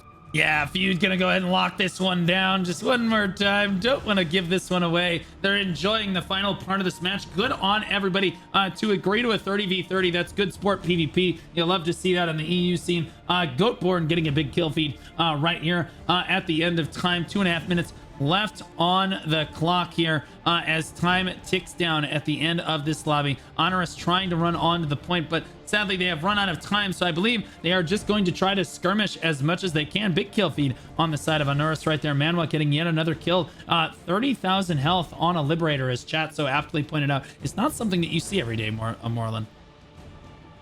Yeah, the the tank liberator, it's I mean, it's hard to kill. You can't say that it's easy to kill, I guess. Well, maybe you can, because he just got 2 shots. Good fight. Nice HP, LOL. Gets pulled in and immediately 2-shot right there. And again, we're gonna watch QT Andy try to round this one out as he kites through the ball. Again, lots of mobility on this class. He's looking to try to find any kills that he can. Goes invisible, realized he's been locked. He's been target acquired on this one. As again, his kill Honoris keeps getting kill feeds right at the end here. Sure, it's too little too late to try to take the point. That doesn't mean they can't have fun though. Although Cutie Andy right in the middle of everything. I'm not sure this is where you want to be. Catches a heal from his healer on that overextension, so good job there. Wherever the DPS mess up or overstep their bounds, there is a healer there to catch you, at least a good healer right there. And so Cutie Andy's best static, I'll be honest with you, it looked like their static had the most impact on the side of Honoris. Yeah, by far, watching Cutie Andy's static do work along the edge of the fight and now in the ball itself. He's right up in there as a crossbow player, and his healer's doing a good job of keeping him alive. Pretty good movement as well, keeping himself out of danger. I'm honestly surprised that Feud Slap hasn't noticed him a little bit more. There's only a handful of Honoris players that are getting really high value as DPS, and he is definitely one of them.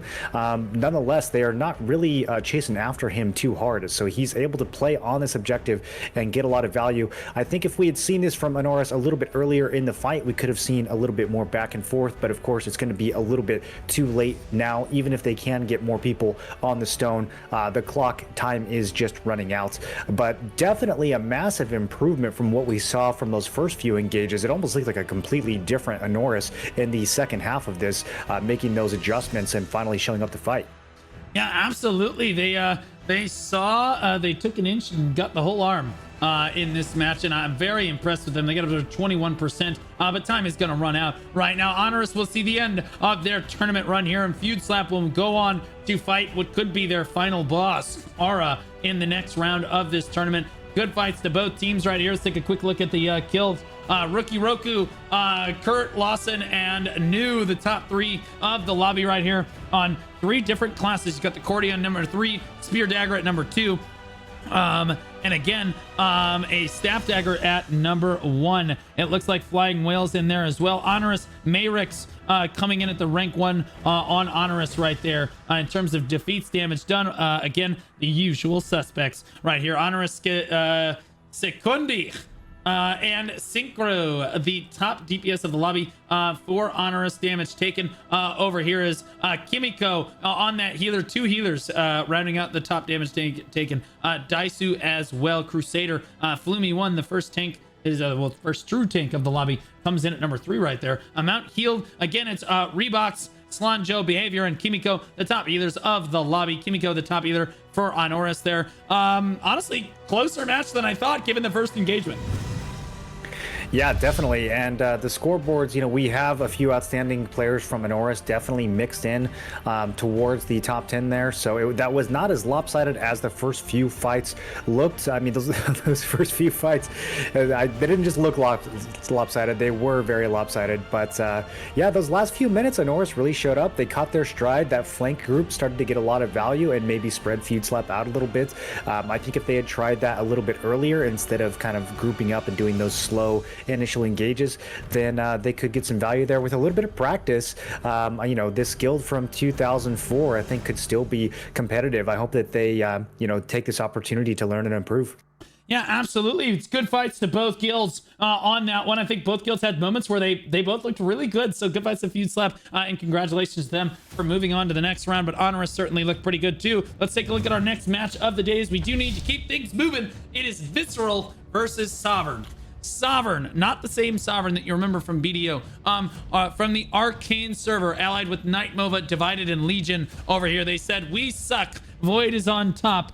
We are not the strongest alliance on our server, which usually means they're the strongest alliance. Their best in guild T1 finish. They were out round 2 to Visceral. And here we are again.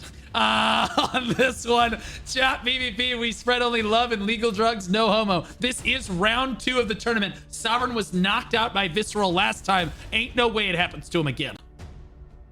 Yeah, out round 2 by Visceral. I mean, they remember which guild knocked them out, and here we are again with the same matchup. Surely they will not let it happen again. Visceral on the other side, the guild that took them out from the Obsidian server from the country of China, ranking only 3rd in their alliance, according to them, and their alliance ranking only 3rd on the server overall. So certainly not posturing as if they are one of the top guilds. The finish from T1 being 3rd round, lost to failure, but now predicting that they are going to go all the way to the top 8 with a confident meow to cap everything out at the end. Yeah, absolutely. So a grudge match between Sovereign and Visceral. Fool me once, as it were, for Sovereign here. Again, they got knocked out at the exact same time in the Best in Guild T1 tournament by the exact same guild. If Visceral wins this, it is a show of dominance over their opponent. Let's talk about pick ban for a moment before we get into this one. It looks like Sovereign won. They chose to pick Visceral banned. Visceral banned Malakar, Daigon, Chernobog, and Grand Alon. So trying to get rid of all those coin flip style maps right there. And the choice from Sovereign, honestly, for the first time today, we're going to a dentist. Yes, and who does not love going to the dentist, Blue? I'm just excited that we do not have to see another Azrael fight. So fantastic pick. And what are you thinking here?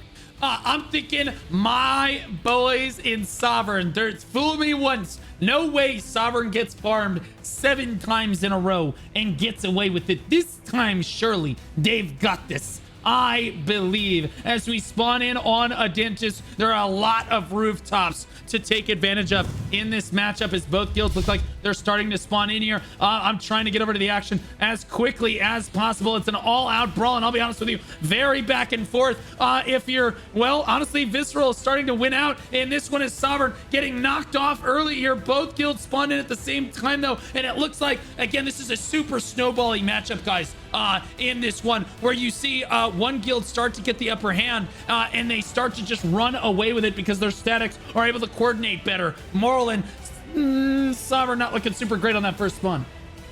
Yeah, if you start to lose that first spawn, trickling in over and over again is not necessarily going to win it back for you. Again, we see this over and over again where guilds get baited into fighting on the respawn. Oh, if I can just get back, and help my team, then we can flip this.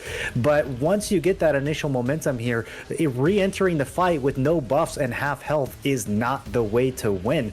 PvP in Throne is very much more, requires preparation and organization. It's not just a pure throw your body at the objective sort of situation here. So we're gonna want to see probably a respawn at a different location, a regroup where they can actually heal and buff and make a proper fight here. But they are still continuing to trickle into what is a mostly yellow kill feed now.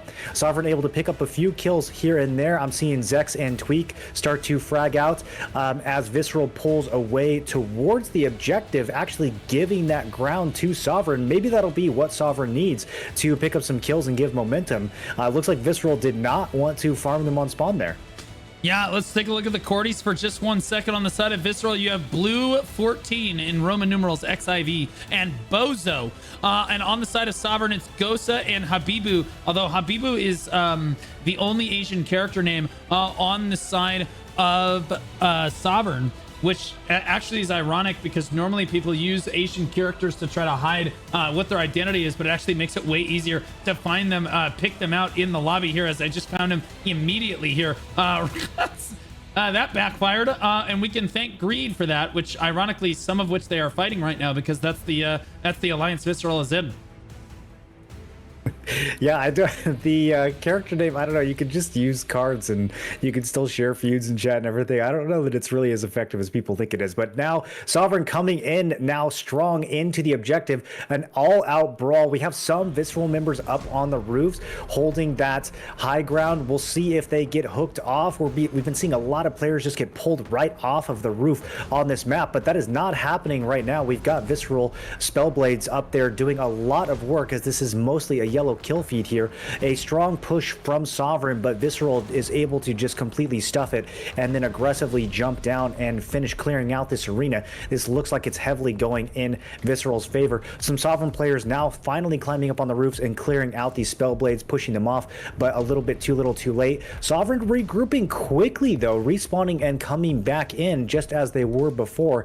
And in this case, as long as they can heal up on their way back and get with their statics, maybe they can get some tempo here. It looks like they're going to continue to just respawn and get here as fast as they can. Yeah, absolutely. Loki up here on this high ground, pumping down as much damage as he can, but finally, Yi has come.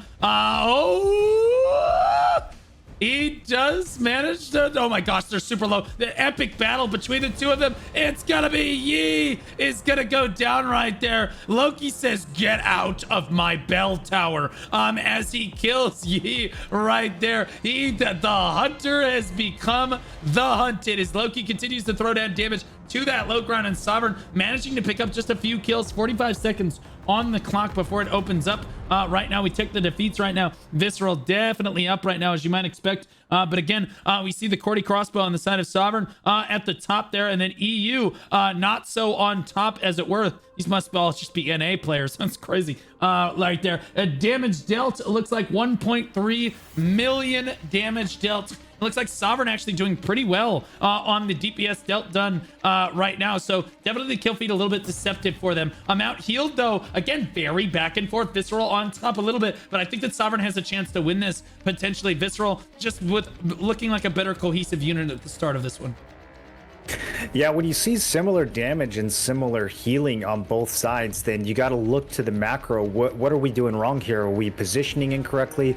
Are we, maybe we are trickling in a little bit too much? I can come into a fight with half health and throw out some damage and show up on the leaderboards, but is that really going to secure any kills if I'm not actually waiting for my static and doing that in a way that is organized? We can see Sovereign now choosing a different respawn and trying to take this outer roof and see if they can push from there. We'll see if it works a little bit better than coming from that cliff. Yeah, it looks like they're trying to take this rooftop, but 45% on the cap. This cap is just so hard to recap. Like, a dentist is not an easy stone to recap. They do not just want to let Visceral have this, and finally they do pull the trigger right now. Ghost gonna come in with his static on the side here, getting buffed up on this Cordy crossbow. Can he make a big play for Sovereign? There's the big spin. Gets One kill. That's not what you wanted to see. And then you get, again, you see the Chinese character name, Gohaku, or whatever his name is, get one kill on the side of it as well. Just not working out for Sovereign right there, but they did at least try. You can see that coordination is there. They're trying to get themselves on the board right now. 16 people on the point, but 33 for Visceral right now as they just stand tall together on the point, not even prioritizing these high ground. Sovereign is the one prioritizing the high ground. I think that Loki has not contributed a single moment of contribution to the point. He has instead prioritized high ground advantage the entire time. You see how little he's actually firing here.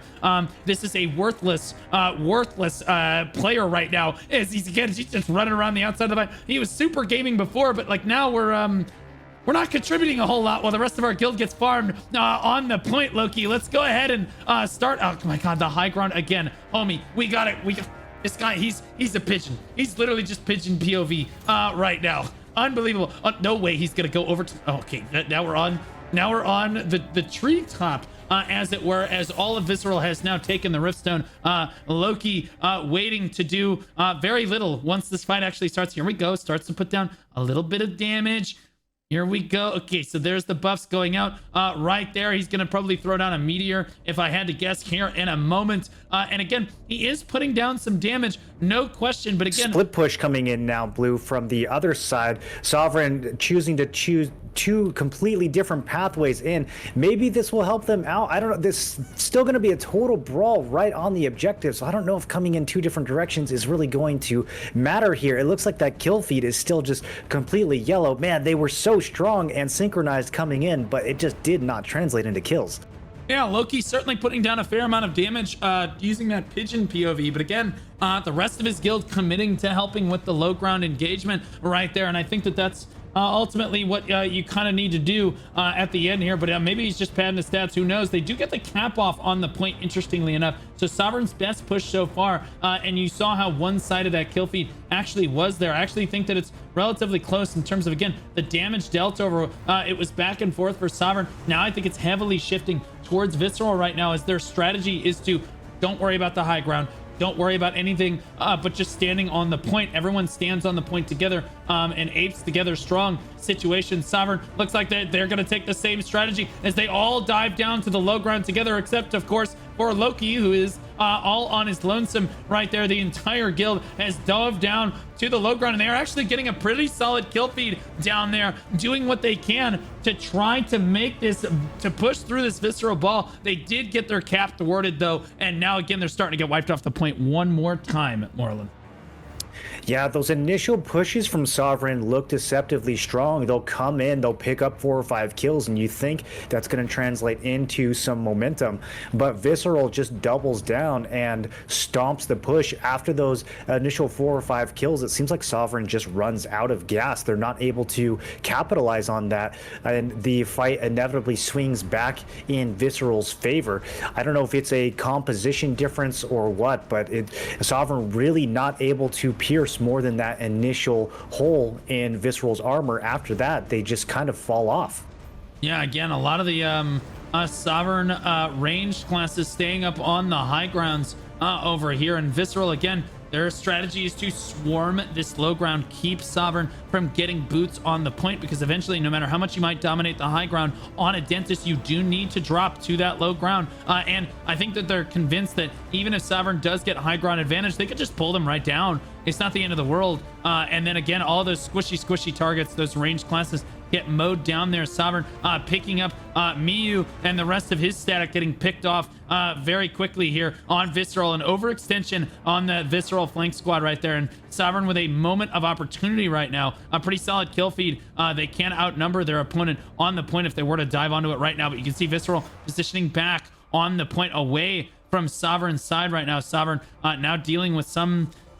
Like this static has respawned and they're coming back. They're trying to hit Sovereign in the back, being as annoying as humanly possible. Kimtaro pulling people back, keeping people from moving in there. Loki, that typical pigeon, up on that high ground still, firing from that tree, doing pretty much nothing most of the match there. But you know what? He's in a gamer position, so we're going to hand it to him right there. Most of Sovereign dives down to the low ground. Herbie's going to go for the cap on the point right now as Sovereign gets a pretty solid kill feed.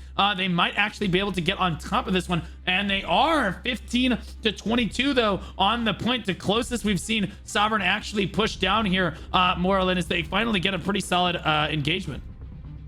Yeah, I saw them pour in from 3 different entrances there. And again, I don't know how much of a difference that's going to make since y'all kind of end up in the same location on this map.